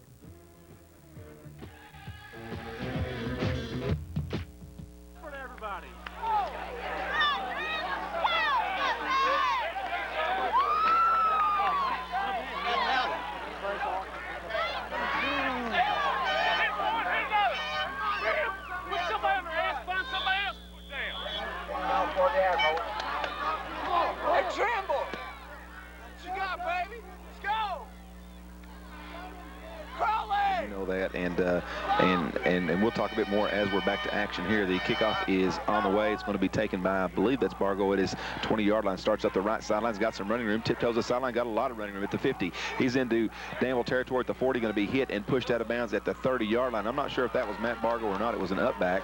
Matt Bargo. Okay, it was Matt. He's going to take it all the way back into Danville territory. Burley knocked out of bounds at about the 27-yard line of the Admiral. So this half starts much more to Mike Whitaker's liking, I'm sure. Well, that's the one thing that we have to identify tonight that we've done pretty good. Matt Bargo is run the ball well on returns. So, again, here in the second half, we've got to establish something. Hopefully, we'll establish a score right here. There again, we've got to come out and do some good things here in the second half. Okay, 1st and 10 for Corbin. Nothing would get their confidence going any more than a quick touchdown here. 1st and 10 from the 26 of Danville. Just underway here in the second half of play. Steely with wide out to the left side. Fakes out the middle, going to run the option on the right side. Steely makes a pitch. It's going to be Compton. Breaks the tackle line of scrimmage. 30 still on his feet inside the 20. Knocked down at the 14-yard line. First down for the Hounds, and 2 plays, Burley, a kickoff and a running play, and Corbin is in business at the Danville 14. Well, again, we've got a good start here, and that's what we got to hope for. We got to win the second half, David, is what we've got to come out and do. Obviously, we got to win it 36-35 or 36-0 to win the football game, but what we need to do is try to win the second half. Okay, 1st and 10 now for Corbin. They're going to mark the ball down at the 12-yard line. Steely with 2 setbacks in behind him. He gives it off to Bargo. Tries the right side, lowers his head, gains about 2 before he's hit and dropped down there. Matt running very hard off the right side. Gets it down to about the 10-yard line. Should bring up 2nd down and 8 now for the Hounds. 11:10 to go here in the third period of play.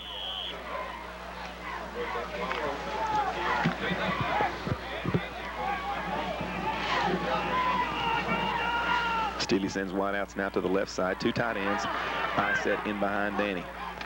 Steely takes it, gives it off for the second back through. That's Bargo again. Lowers his head, fights forward, still fighting, refuses to go down. Excellent run, gets all the way down to the 5-yard line before Danville finally piles him down there, and that's going to be close to a first down, I believe. It's going to depend on the mark from the official. That's one thing we've established here early, David. Matt Bargo running very, very hard. Well, he is running hard, but I tell you, ran that kickoff back in that time. He carried Danville tacklers about 3 yards with him and several on his back. So Corbin in business there. They're going to mark it about 2 yards shy of the first down. 3rd down and 2 from the Danville 5-yard line. Corbin needs to get it down to about the 3 for the first down.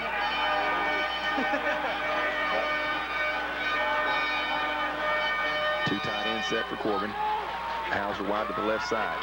Steely leaves it off to Bargo. No, he's going to keep himself. Turns the corner. He's going to be hit and dives in. Touchdown, Danny Steely. Turns the corner and got into the end zone, so Corbin's on the board. Well, that was a great play that time. Everybody flew to Matt Bargo. We've been going Bargo, Bargo, Bargo. That time Danny takes it in. Comes on a little bootleg, but just on outside on a quarterback sweep and was able to get into the end zone. So Corbin starts the second half here in good fashion. Hey, it takes Corbin about 2 minutes to get on the scoreboard. They score in a way that Danville's very familiar with very quickly. 35-6. Gus Hauser on to attempt the extra point. Jerry Baker will be the holder here. I don't know if Gus is going to get ready in time. He's going to have to hurry.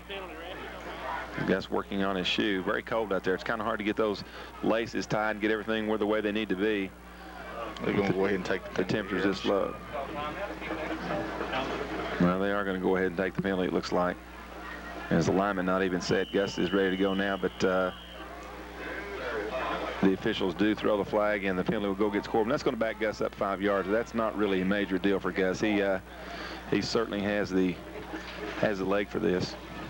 How does the cold weather affect the kicking game, Burley? You know, the ball is certainly not as pliable as it would be when it's warm or hot outside. Does it really affect the kickers that much? I think so. I think it does. I think to be a good kicker, your leg has to be extremely loose, and of course in cold weather, it's harder to get loose. Okay, Hauser has him set now. Here's the snap. Baker gets it down. The kick is up. It is plenty long enough, and it is good. Hauser splits the uprights, and that gets Corbin on the board, 35-7. They've cut the Danville lead down here. Just played about 2 minutes here in the second half of play. We'll be back in 30 seconds. You're listening to Red Hound Football on. Time is short. 5-7 your score. 9:57 to go here in the third quarter of play. Corbin just gotten on the board for the first time tonight, Burley, on a Danny Steely run. They cut the lead down to 28. But again, you know, you're not playing the scoreboard right now. You're just playing yourself. You want to try to improve here in the second half and see if you can make some progress. Well, you never know. Again, if you can get a quick score or two, you don't know what might happen. But it obviously looks like we're going to onside this thing. Danville looks like they're expecting the onside kick. Corbin pooches it up to the right side. It is an onside kick. It's going to be caught by Danville up back. Little pop-up kick there, and nice job. The Danville receiver was hit about the time the ball got there, but Danville does recover at the 40-yard line. They'll have it first down and 10 there. Well, the positive thing about this, David, is you can actually onside kick every time against them because you want to kick it deep to them because they're so dangerous. Yeah, that's true. That's exactly right. Because they're probably going to get it at the 40 anyway. That's right. They're going to get it about there anyway, so go ahead and onside it. Yeah, take a shot at getting it back yourself. Clock moving, 9:50 to go in the third period. 35-7, Danville on top. They have the football. They being the Admirals, 1st and 10 from their own 40-yard line. In motion goes Kinley back to the near side. They're going to pitch it to Kinley. He turns the corner at the 40, on his feet over the 45 up to the 46-yard line before he's gang tackled there. A pickup of about 6 on the play. Simon Miller getting up. Also, looks like maybe shaking up on the play was Ryan Kelly, also in on the hit. Ryan Kelly, a junior. They give him about 5 on the play. 2nd down and 5 now for the Admirals. Field looks to be in good condition, but he had some rain earlier in the week. It looked to be a bit muddy when we first got here, but really footing has not been a problem at all. No, it's a nice facility over here. Wideouts now to both sides. Back to pass. Goes for it. He's going to leave it off at the middle with, I believe that's Houston. He's over the 50 inside Red Hound territory, close to an Admiral first down at about the 48-yard line there of the Hounds. The official's going to mark it down, and I'm not sure if they'll ask for a measurement here or not. I believe they may do that because this one is very, very close to a first down. I think they got it. And he's eyeballing that thing, but I believe that, looking at it from here, I do believe they've got the first down. They're going to measure it, but we'll see. We'll just keep it right here. 8:53 to go in the third period, 35-7, Danville on top. Passing along a few scores. Again, these are not finals by any means. Knott County Central and Whitley County still tied at 6, the last word that we had.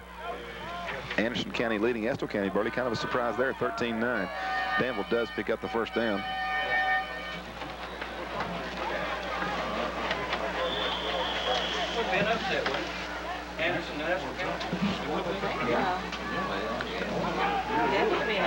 Danville with the football just inside the 50-yard line. In Red Hound territory, wide outs to both sides now for Floro, the quarterback. 2 setbacks in behind him. In motion goes Kenny. They're going to give it off on the trap to the right side. That's Harris. He's got some running room. He's at the 40. He's at the 30. He's going to be hit at the 25. Chased down, breaks a tackle. He's at the 10. Going to be knocked out of bounds at the 5. Excellent running that time, Burley, and many tackles broke. Corey Harris there broke about 3 tackles down that sideline. They couldn't get him out of bounds. Finally knock him out at about the 5-yard line. And well, just when you think you're going to get a little momentum and maybe make this thing somewhat interesting, Danville fires right back at you. There's a little counter trap back to this side, and then it didn't look like we had anybody in that hole, did it? No, he made it about 15, 20 yards down the field before he's actually hit it off, then broke several tackles down that sideline. Danville in business again. First down and goal from, it looks like, about the Corbin 7-yard line. Full house set in behind the quarterback, Floro. 2 tight ends. Quick pitch around the left side. That's going to be Harris again. He gets in behind his guard, and he just follows him in for the touchdown. Well, battle. Got right on that guard's tail, Burley, and walked him right into the end zone. And again, Danville's fired right back quickly. We may have just scored and just woke him up a bit. Don't take them long. I'm telling you that. They're so versatile and they do so many things well. They really haven't tried to throw the football very much at all tonight, but when they have, they've even had success doing that, which is something they're not known for. Now, Floro did throw some nice passes early. One big long one that Kinley went up and took away from our defensive back on an excellent catch. The snap is down. Roland's kick is up, and it's plenty long, and it is right down the middle. Good. Danville leads at 42-7. 8:15 to go here in the third period of play. We'll be back after this short timeout. You're listening to Red Hound Football on any given day. Jerome Bettis can be found on a football field, shortening the careers of those who venture into his path. The Nike Air Grid Trainer can be found there.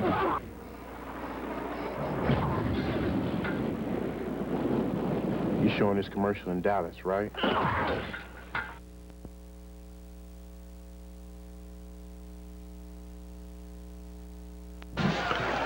42-7 your score. 8:15 to go here in the third period of play. Corbin scored on their initial drive of the second half to cut the lead to 35-7. Danville takes it and answers right back. We've had 2 touchdowns here in a little bit less than 4 minutes of play, Burley. Corbin can't afford to swap touchdowns right here, but again, just getting one in certainly has to bolster their momentum. And, at times Corbin's moved the football fairly well tonight. The first drive, they took the ball down to the Danville 20. They're just down 7-0 then and turned the thing over. But again, the offense has shown some flashes tonight. You have to hope that they can put something together here in the next few drives. Danville's kick is a low-line drive kick. It will be taken by Compton. He starts off the right side. He's at his 20, 25, turns the corner to the 30, still on his feet, chased out of bounds. No, he tight ropes the sidelines, hit out of bounds now. It looks like at about the 40-yard line, I believe. That's where the official's going to mark him out. First down and 10 for the Hounds.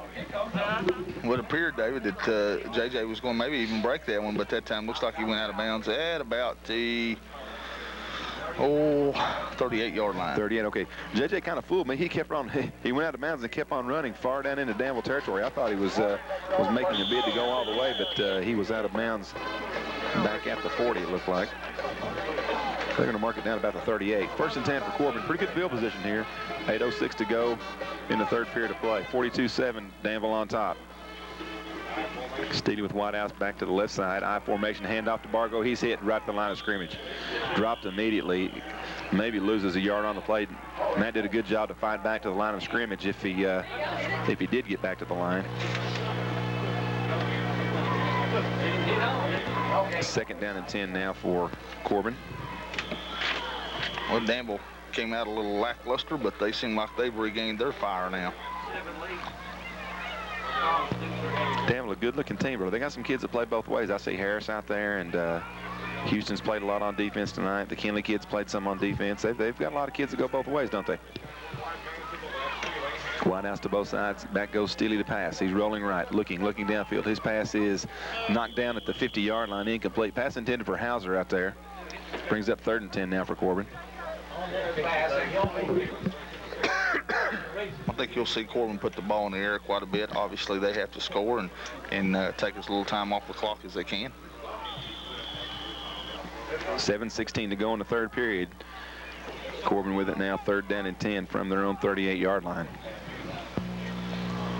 I know you want to mention the seniors here just in a little while, Burley. I'll have a little special tribute to them after the game. Okay, Corbin with 8 seniors on our roster this year. Probably the fewest number of seniors we've had in quite some time. Steely has him set wide out now to the right side. Back to pass goes Danny. He's rolling right. Here comes the rush. He's in trouble. He's going to be hit. Throws it upfield. Incomplete. Pass intended for Pruitt. Boy, he was hammered down to the 30-yard line. Excuse me, that was intended for Compton. Crowley, I'll get it right in a minute.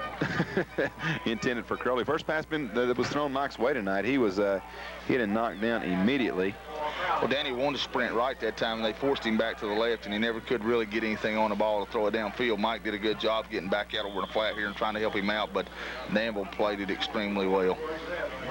I tell you, speed makes up for a lot of mistakes, doesn't it? Mm-hmm. You certainly can't coach speed, and you know, they can maybe make a wrong step or two here and there and still make up for it. Hauser's kick, a low end-over-end kick, is going to hit at about the 40-yard line of Danville, still rolling, and will be touchdown at about the 37-yard line. Danville takes over 1st and 10 from there. 6:58 to go in the 3rd period. 42-7, Danville on top. You know, at this point, Corbin, they've got to hope for a turnover or something here, some way to stop Danville. I don't think they've stopped them but on one drive tonight, David. Belford was leading South Law early in the 3rd quarter. I think they said 13-7. I'm not sure, but if that's the case, that's a pretty good football game. Belfry highly favored in that game. Well, I kind of thought South Law might have a chance. I still say they're a better football team than their record has indicated. Well, the Wilder kid's a fine football player. Danville gets set, and we see flags flying down from everywhere. The officials blow this one dead before it gets started.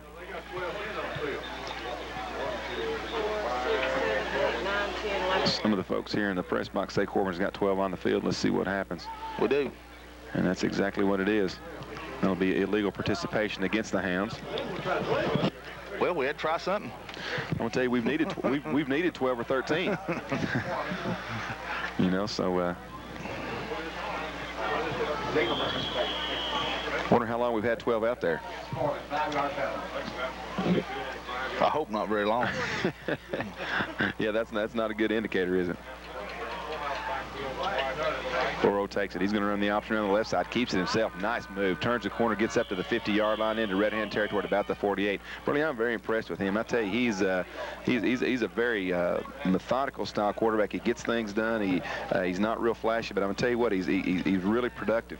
I think steady's a good word that describes him, David. I think that the thing he don't do things to beat you as a team. He makes very, very few mistakes.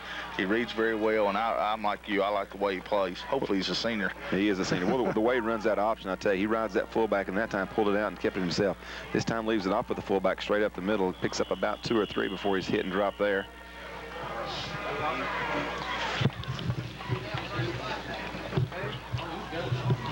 The whole inside of the Red Hound line and on the tackle. Sam Miller comes up to help out.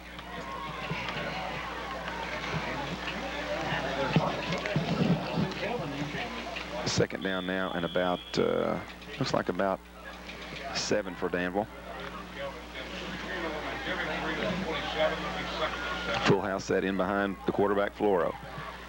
Going to run the option right side. Pitches out to Kinley. Kinley turns the corner to 50. He's at the 40, or excuse me, about the 41-yard line before he's going to be hit and drop down there. He needed to get to the 40 for the first down. He's going to be about 2 yards shy there, it looks like.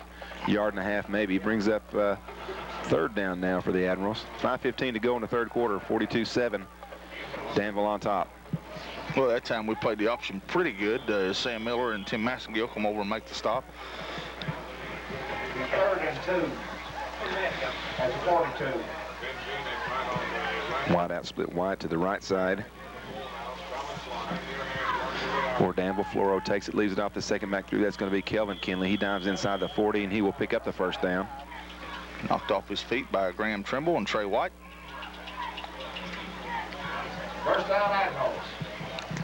The score and the cold, Burley, have chased away a big part of this crowd. Danville had a nice crowd on hand. A lot of those folks have went home to seek a warmer ground, so to speak. Well, I was down picking up some hot chocolate, and I heard some of the Danville faithful say they were going to go over and check Boyle County out and see what was going on over there. That's one of their rivals, district rivals. Back to pass goes Floro. He's looking, throws down the right sideline, lobs it up there, intended for Bernie out there at about the 23, 24-yard line. It's going to be incomplete. Sam Miller on the coverage. Good job out there by Sam to play that pass well and bat it down. Yes, Sam beaten early, but that time recovered pretty well as he fought back.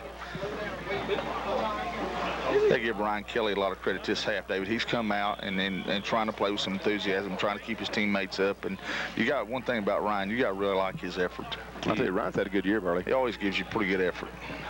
I think Ryan's had a good year. He was our player of the week at least once, maybe twice this year. Kinley takes the handoff. He tries the left side, turns the corner, catches the block. He's at the 35, still on his feet, the 30, breaks into the 20, down to the 20-yard line, still on his feet about the 22 before he's chased and down there and hit down from behind. I'll tell you what, he is a threat every time he touches the football to go all the way. Well, he is. Another penalty flag down. Hopefully it's not going to be a personal foul. The time again, though, I'll tell you, Dave, he is a threat, but boy, we missed him. We had a good shot at him there about the 30-yard line and missed it. No, this one's going to be on Danville. And that penalty is going to go against the Admirals clipping.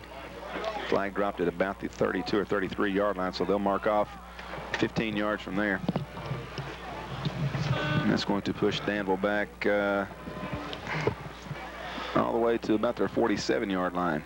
Well, when you look to the future for the Corbin Red Hounds, they'll be a stronger, faster team next year, a junior-dominated team. So next year we'll be an experienced team. We'll have some guys that have some experience. Our freshmen that play will be bigger and stronger. Of course, we have some sophomores in there, and Tyler Pennington and Mondo Simon, Masson Gill, and Sam Miller. They'll be called on to play and play well. Danville with it now, second down and 18 from their own 47. Floro has them set. In motion goes Kinley back to the right side, leaves it off with Houston, the fullback. He's going to be hit and dropped right at the line of scrimmage. Mondo Simon in on the initial hit, as well as Nolan Devon, I believe. Also Ryan Kelly. We've certainly called Ryan Kelly's name a lot tonight, Burley. He's had another good game, and you know, it's really hard to pick out maybe individual players who have had good games, but I think Ryan Kelly's had a really nice game on defense. Danny Steely's played well tonight. I think you got to highlight Matt Bargo at this point. I think Matt's probably run harder tonight than I've seen him run this year. And Matt's had a nice kickoff return also. I certainly agree. 3rd and 18 now for Danville. Kelvin Kinley in motion back to the far side of the field. Fake the pitch. Floro back to pass. He's trying to set up the screen. Now he's rolling right. He's looking, still looking downfield. He's going to keep it himself. Turns it up to the 45. Lowers his head. Knocked down at the 42-yard line there by Mondo Simon. He's going to be shy of the first down. Well, I'll tell you one thing. Considerably. He didn't consider a slide that time, did he? No, he lowered his head and met Mr. Simon head on there at about the 42. You know, and back to, you know, and at this point in 2:52 to go, we're down 42-7. We have to look to the future. We got to say goodbye to some special people, but at the same time, going to have Matt Bargo's potentially a great football player. He really is, and Nolan Devon, without question, when he reaches his full potential, can be a dominant player. Andy Robinson, gosh, what team wouldn't like to have a kid with his strength? A lot of potential for Corbin. I believe that, you know, this time next year, you're going to be looking at a totally different set of circumstances for the Hounds. Danville's not going to get this play off before the flags come down. That's going to be delay of the game against the Admirals. Looks like they had a little bit of equipment problem or something, Burley, and tried to fix that themselves instead of asking the official. Yeah, you should have asked the official to stop the clock for that. So Danville going to punt the ball for the first time tonight. 4th down and 18. Looks like Kinley's going to kick it away for the Admirals. The snap's a good one. Kick is away, and Massengill will let it bounce at the 20. It's going to roll inside the 15 and be touched down there at about the 14-yard line, where Corbin takes over First down and 10. Tim made a good decision there. He came running on the ball and just wasn't under control well enough to field it. So that time Tim, he matures too. He's going to be a good football player. When I say matures, as obviously you see, he has made a real good decision there.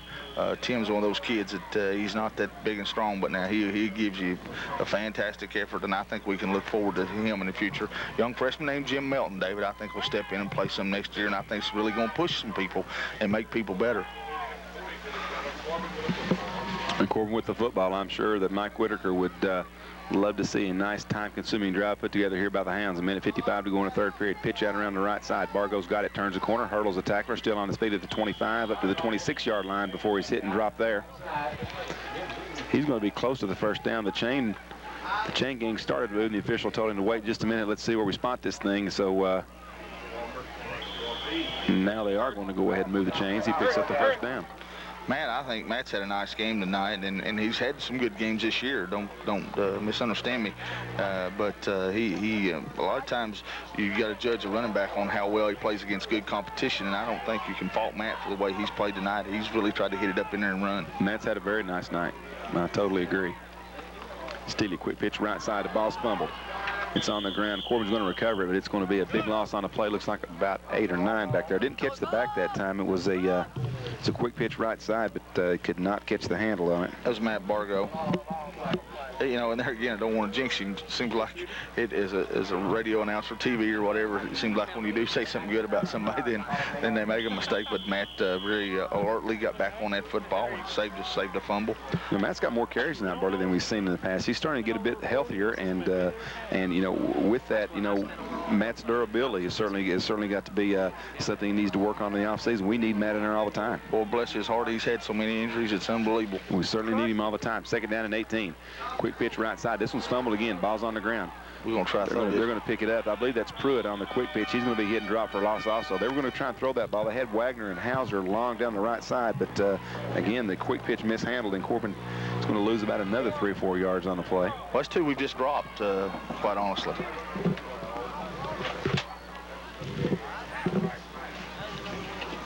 As we get some company. Yeah, that's a pretty good pitch that time. We got chicken downstairs. Okay. That needs to be paid for. Sorry, buddy, I didn't buy it. Trying to charge me for the chicken. Okay, yeah. That brings to a close the third period of play, 42-7. 42-7. Corbin trails Danville here. We'll be back after this short timeout. You're listening to Red Hound Football on. Do you know what it takes to make the best?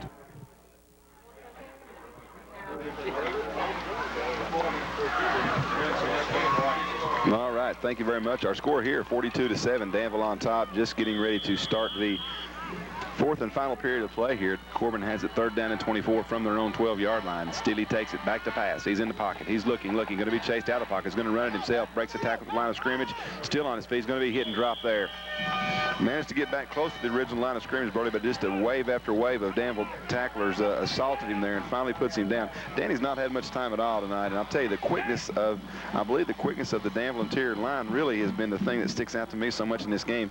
That they're so quick defensively that they make up for a lot of mistakes. Well, it's one you're always going to have. It's going to be difficult to throw the football, David, if you don't have time, and Danny simply hasn't had time to throw the football tonight. Danville, they've done a good job bringing some people, rotating the coverages up, bringing some corners at times, and it's made it very difficult for us. Okay, Hauser's going to kick it away from his own end zone.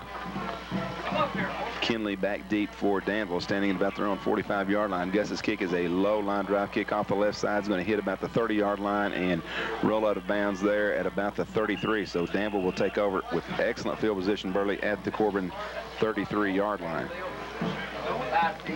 11:03 to go here in the football game. 42-7, Danville on top. Yeah, we only gained about, what, 13, 14 yards on that one. I'm not very good at math. It was not a very good kick. Wasn't very good at science either. No. History. Social studies gave you problems. I wasn't very good at any of them.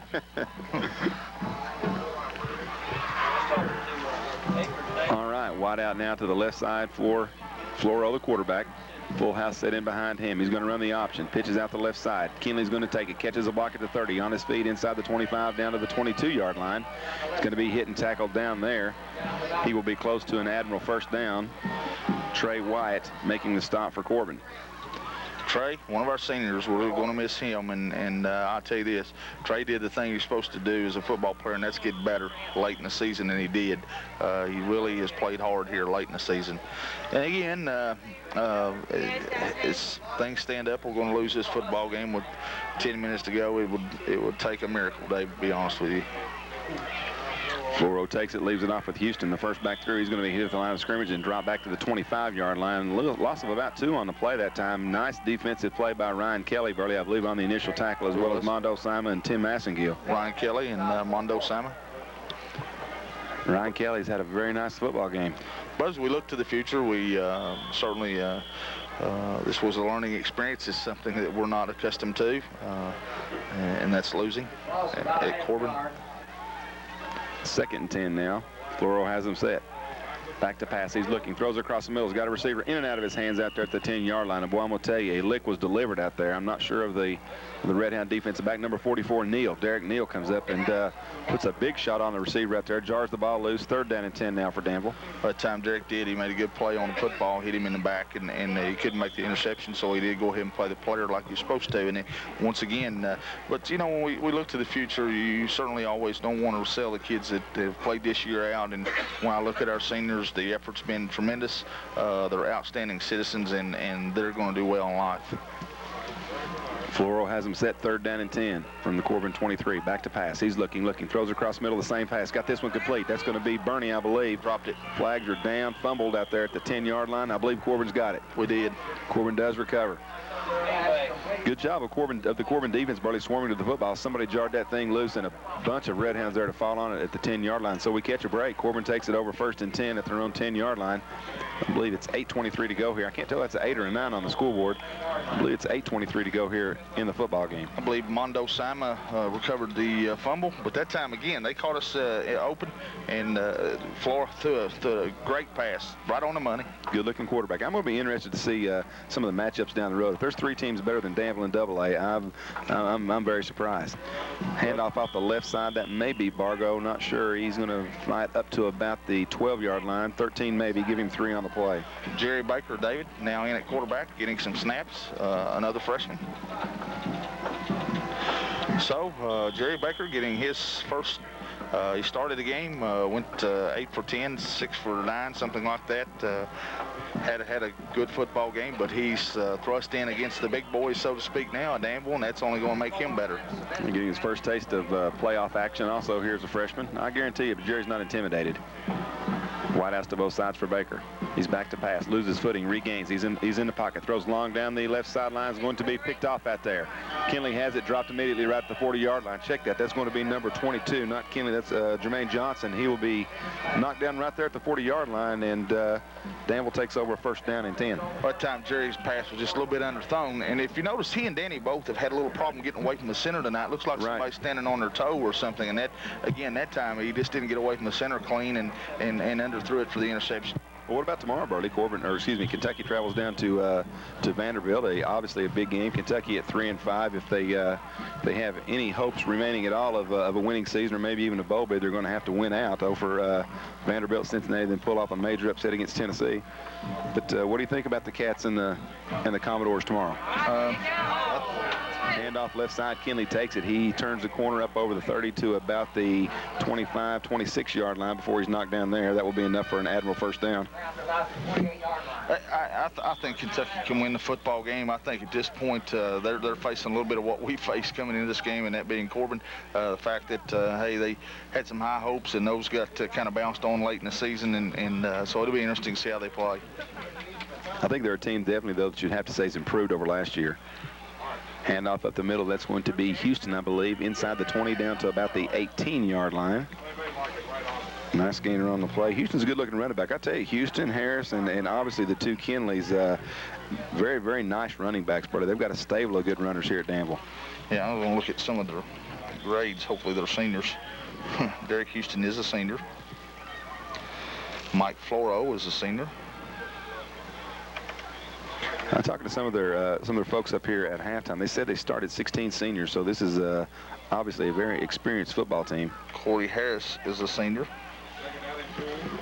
2nd and 2 now for the Admirals from the 20-yard line of Corbin. Clock moving, 8:50 to go here in the football game. Floro takes it, leaves it off the right side. That's going to be Kinley. Turns the corner. He's going to have the first down. He's at the 15.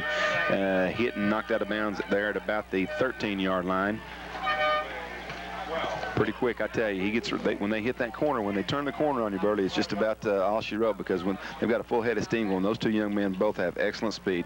That's a good tackle that time by Derek Neal. But now here's some bad news. Jeff Kinley is a junior.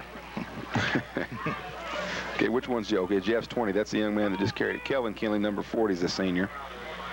But hey, it really doesn't seem like it matters. Danville, they just reload. They've always got a bunch of good athletes. All right, 1st and 10 now from the 12-yard line of Corbin. Hand off up the middle. I believe that's Harris. He's going to be inside the 10 down to about the 8-yard line.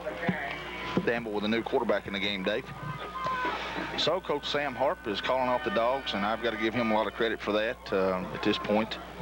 You know, he's, I'll tell you what, I'm really impressed with the job he's done here at Danville. They had a tremendous program when he got here, and he hasn't taken one step backwards. They're still the Danville of old. I just look forward to the day when we compete with them again as we used to in the past. You know, a lot of times that's even harder than establishing a new program, is keeping a program going that has already been on the top. When you move in as a new coach to keep a program going and to be as successful as they've been in the past. Obviously, Tom Duffy established a great program over here, but frankly, Sam Harp's probably had a little more success in terms of state championships and maybe winning percentage than Duffy had when he was here. He has.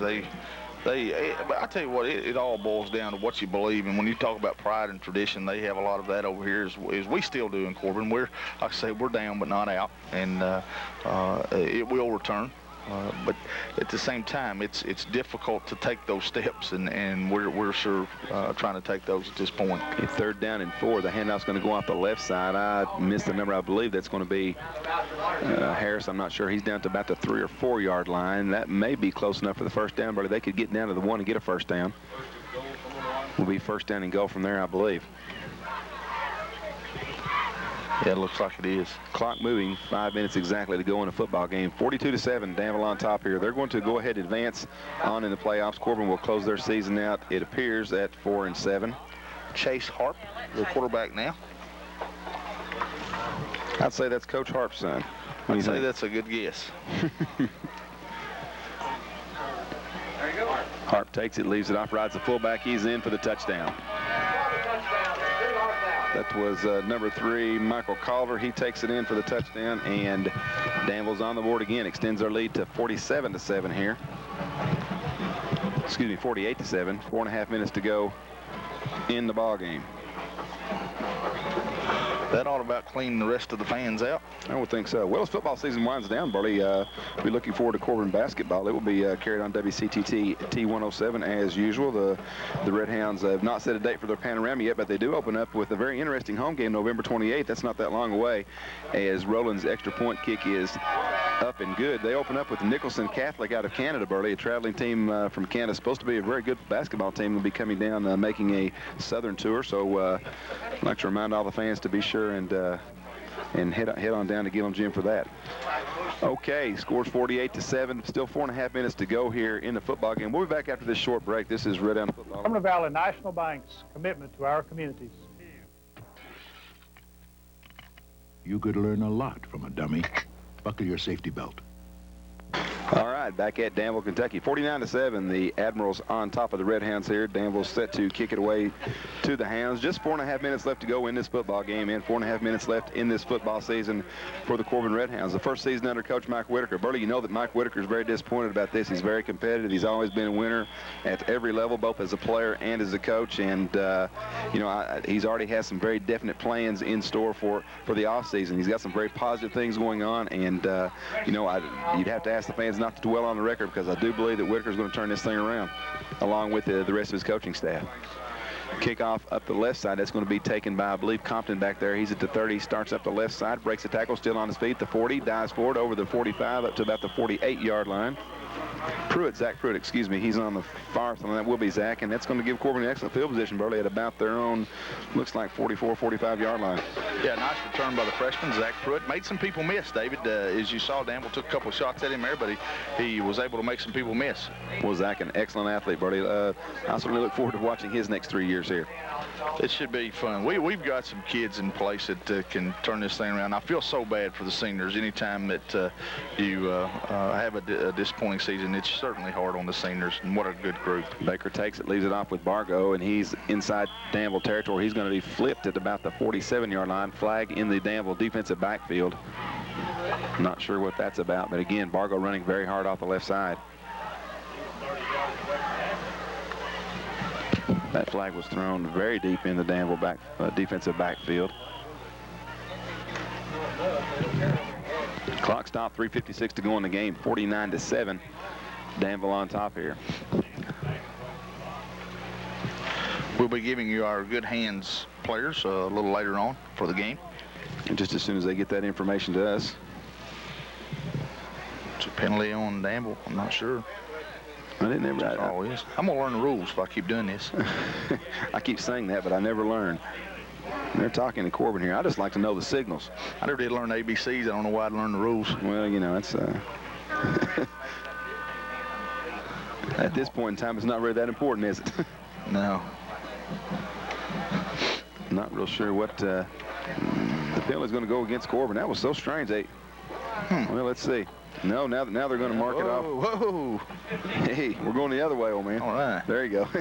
Now he gets it down inside the 40. Okay. I think he's going back to the original line of scrimmage. That penalty will go against Danville. That's going to move it down inside the 40-yard line to the Admiral 39, where Corbin takes it first down and 10. 3:50 to go. Clock moving here in the football game.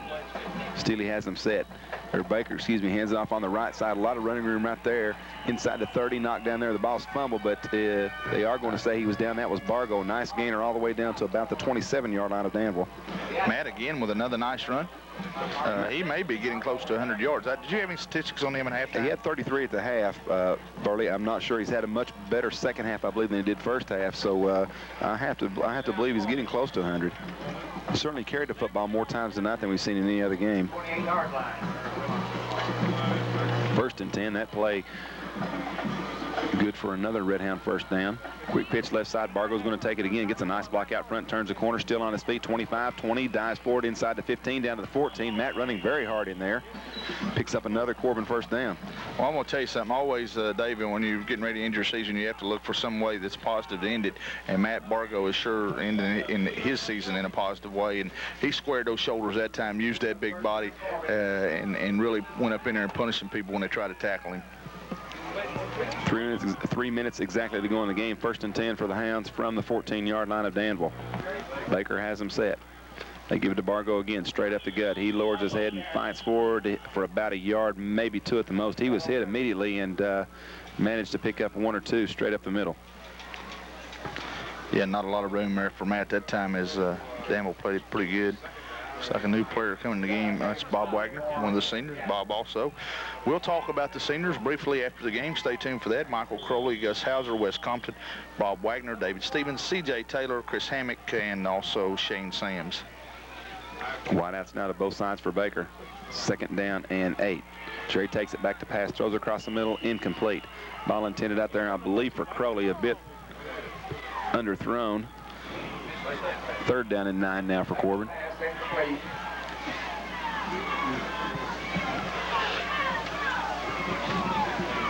2:16 to go in the game. 49-7. Danville on top.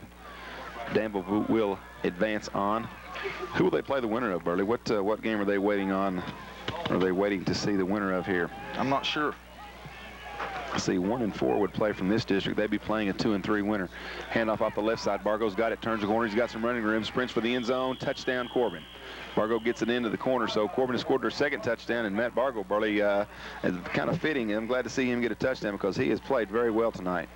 He has, David. He's been a bright spot, and I think you're going to see him next year. Hopefully, Matt won't have any more injuries because, boy, he's really all the way from the 8th grade. He's had some nagging injuries and some some bad luck. And boy, if there's ever been a kid that deserves a good, full, healthy season, it's Matt Bargo. You know, Matt could put up some very impressive statistics if he were to stay healthy. Matt has had coming into tonight's game 495 yards rushing. So, you know, if he's over 100 tonight, he's going to be close to 600 yards rushing on the year and miss the better part of 3 games.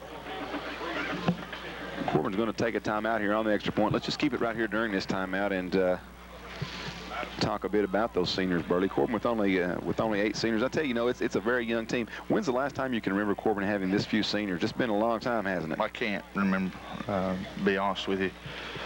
I'll tell you this, you know, they're small in number, and it's been a 4-7 season, obviously, at this point, but what great kids.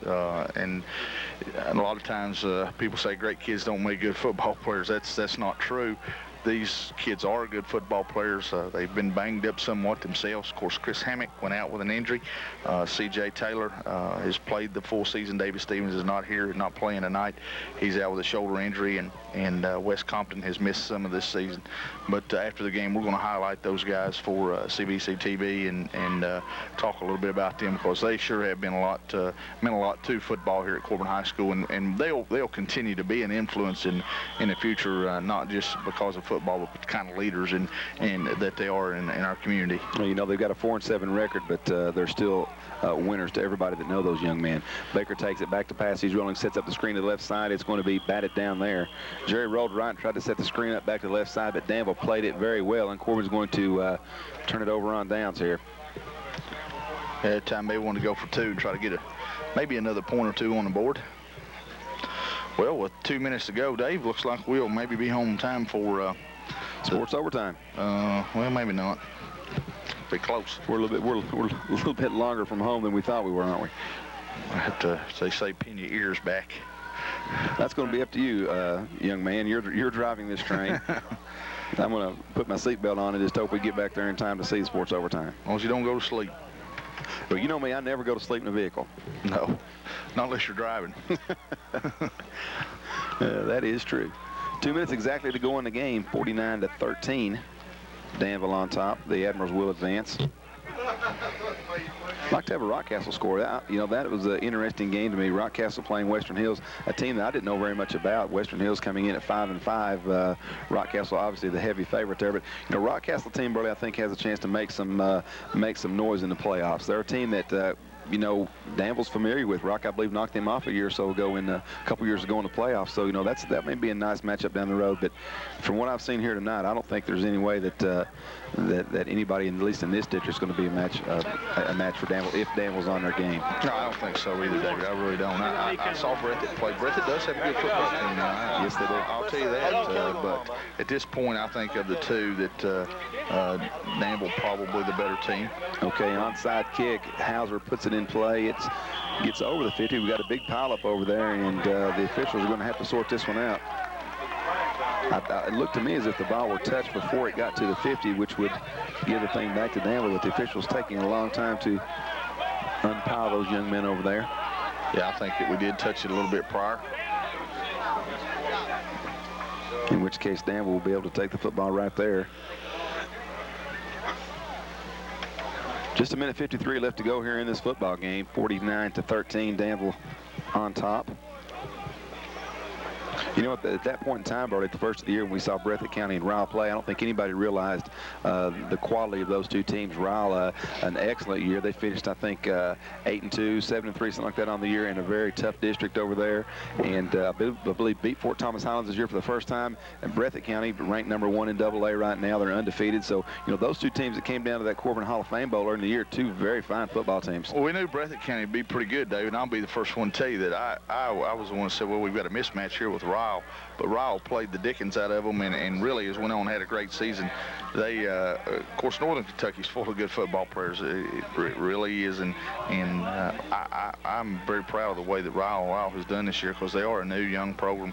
It's kind of interesting to have those teams come, you know, and play in your inaugural bowl and kind of follow them throughout the year. I watched Ryle scores throughout the year, and again, they had a very impressive What are we doing here? Well, they're going to kick the thing again. They're going to move Hauser back to the 35. Evidently, the official said the ball went out of bounds. That's what we used to do at South Ward. We used to say, if it went in the creek, you had to kick over. Do it again. Went out in the road. They're going to give Hauser another shot. Evidently, they say the ball went out of bounds before it was touched. So, at any rate, Corbin going to kick again. I'm not sure if that was it or not. Danville would have had the option of taking it to 35, which I believe they would have done. So I don't know why they're letting them. I don't either. Anyway, Hauser's kick is on the way. It's rolling, still rolling. It makes the 10 yards this time. We've got a big pile up. I think Corbin may have got this one. I think we did. We did a good job laying off that thing because we waited till it went to 10 yards and laid off of it. I really believe we got that thing. Well, let's see what happens. It is Corbin. Yeah, Corbin's going to get the football. They recovered the onside kick at their own 47-yard line. So Jerry Baker trots back out on the field. They're going to have another shot at it here. 1:48 to go in the game. Clock moving.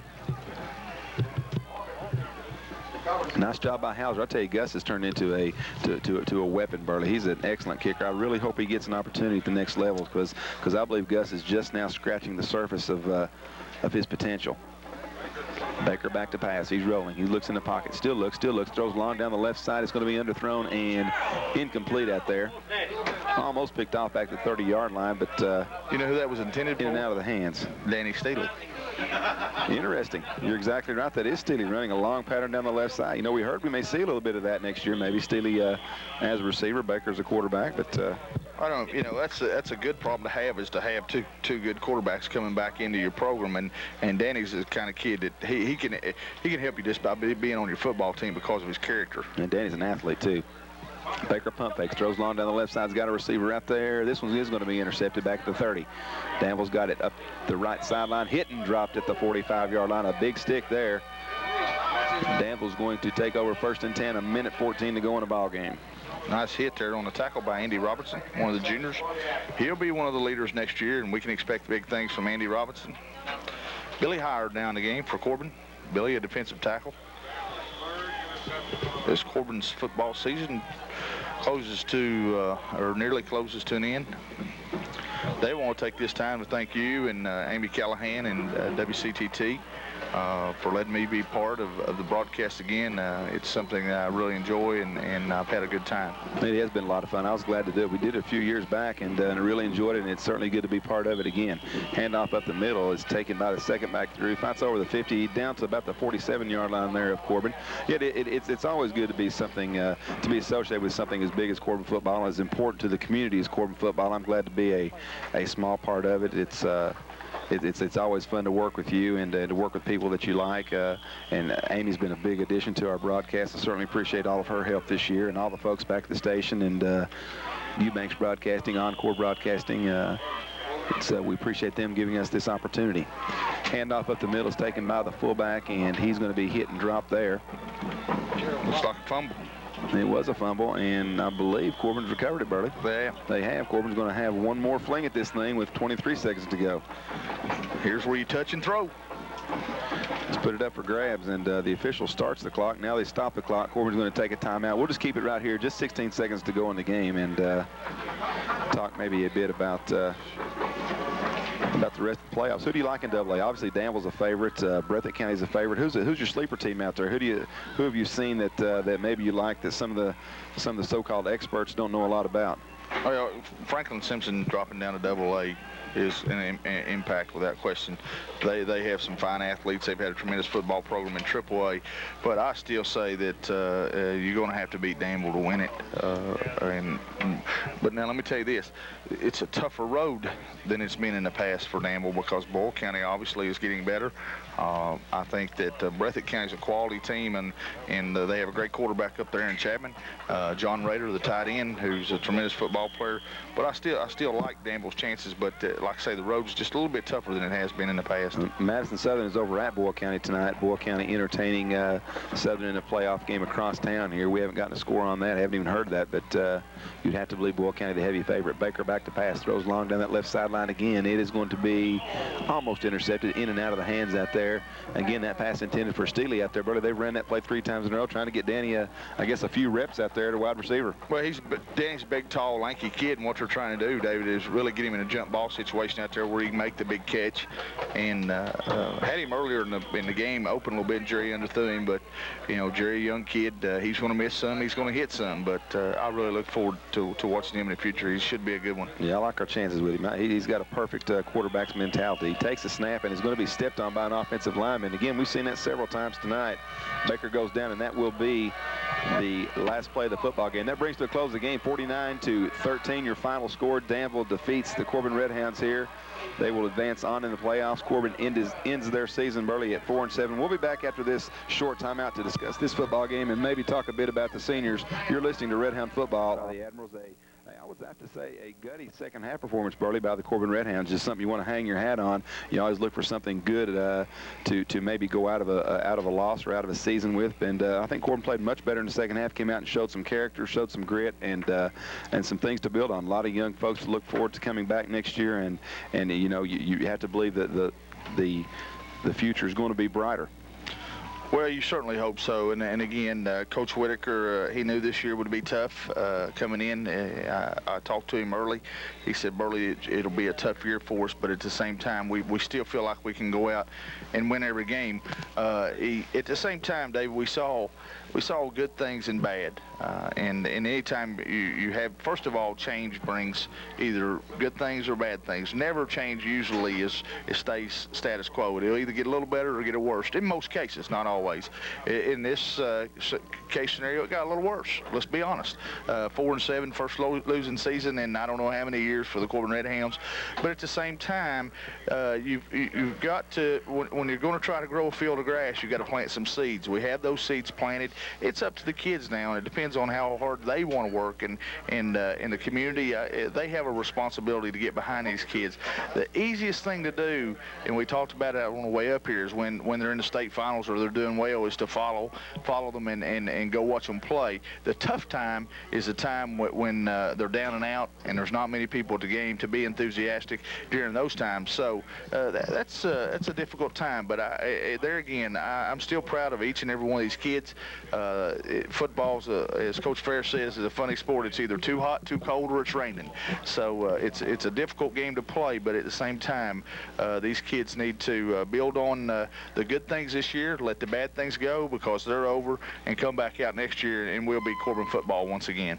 Well, I have to agree with you, and again, it's been a difficult year, and your heart goes out to the seniors. I'd like to thank them personally. They're fine people. I know you're going to talk about them here in just a minute, Burley, but I do appreciate them as players, and had an opportunity to know most of those young men. And again, they finished 4 season on the year, and that's just paper, guys. It's all a game. When as far as life's concerned, and when these young men get out into the community, they're going to be winners in the community, and that's what's important. Well, at this time, Dave, excuse me. We'd like to recognize those seniors, and they're Michael Crowley, Gus Hauser, Wes Compton, Bob Wagner, David Stevens, C.J. Taylor, Chris Hammock, and Shane Sams. These kids had a disappointing football season, and they hurt tonight, but tomorrow's a new day. I think they have to look at tonight's the end, but tomorrow's the beginning of trying to help this community and this football program get better by the examples they've led as people. And as you said, that's the most important thing in life, is that you're a good person. And gosh, what 8 good people. They're going to have tremendous successful lives. They were good football players. They had to overcome some things that they couldn't control. Injuries to other players. They had to play with some young kids. If you know, I was a senior football player at Corbin, got to play with 11 seniors that had been through the program. So it's important that when your senior year, you like to have your buddies there with you. But there again, you should hurt tonight, because it does, and you should be sad. But tomorrow is the beginning of a great life. In football, fellas, let me tell you, you're going to be a lot more disappointed with other things in life, and you're going to have a lot better times with some other things in life. As you said, it is a game. It is important to our community. But go on, have a good time, and gosh, Corbin should be very, very proud of you. No, I have to agree, Burley. And again, you'd like to ask the community when they see those young men, as I'm sure they will. Corbin, a fine community as far as recognizing these young men and holding their heroes high, both in good times and in bad times. These young men are certainly fine examples for Corbin High School. Great students, good kids, and good people, and they're going to be a big part of our community for a number of years. And we're certainly glad that we got to share some time with them. Well, we are, and there again, David, what their role has to be now is because they had somewhat of a disappointing season as a team. Now, I'm not talking about individually. Those kids all had good, bright minutes as individual players, but they're an important role now that they come back and they communicate to the other young kids. Don't let this happen. Let's make sure that we work hard and we do the things that become a good football team, a winning football team, and they can play a key role in us in the new beginning. But as I said, it's the end of their football career, but it's the beginning of their life, and that's or not their total life, but their business life or whatever, their college, whatever they want to do. And as I look down the list, I mean, really, those kids are going to do very, very well because they're all intelligent, they're all good students, they all have something that they a knack in life that they do very well, very, very good. And I look forward to watching them grow and progress as a coach, only at the middle school level. But it's so much fun is when you see those kids sometimes even become doctors, David, professional people, or truck drivers, or whatever they do. But one thing you can always bet, they always are at the very best of their profession, whatever it is. That's a very good point. And again, we certainly appreciate those guys. Well, just to mention them one more time: Mike Crowley, Gus Hauser, Wes Compton, Bob Wagner, David Stevens, C.J. Taylor, Chris Hammock, and Shane Sams. We'd like to give our good hands players of the game right now. On offense, Matt Bargo, an excellent game. Matt, again, our good hands offensive player of the game, winner several times this year. Had an excellent game here tonight. Ran very hard, Burley, and I thought you made a good point. Did so against excellent competition. Ryan Kelly will be our defensive player of the game. Ryan Kelly came on at the end of the year, and also, as you mentioned, Burley, that's a sign of a good player. They tend to bring their game up a notch against good competition, and also towards the end of the year, Ryan Kelly has done that. Played very well in big games, as well as played very well towards the end of the year. Both of those young men, outstanding players, and the good news is both those young men back next year. So, Corbin, with a lot of good young kids coming back, we lose 8 fine seniors, but a lot of kids back. You have to believe that Mike Whitaker is going to have his system in place a little bit more. The kids are going to be bigger, faster, stronger, and we certainly look forward to a new beginning next year. You can't judge yourself on how successful you are during the good times. All of us handle good times very, very well.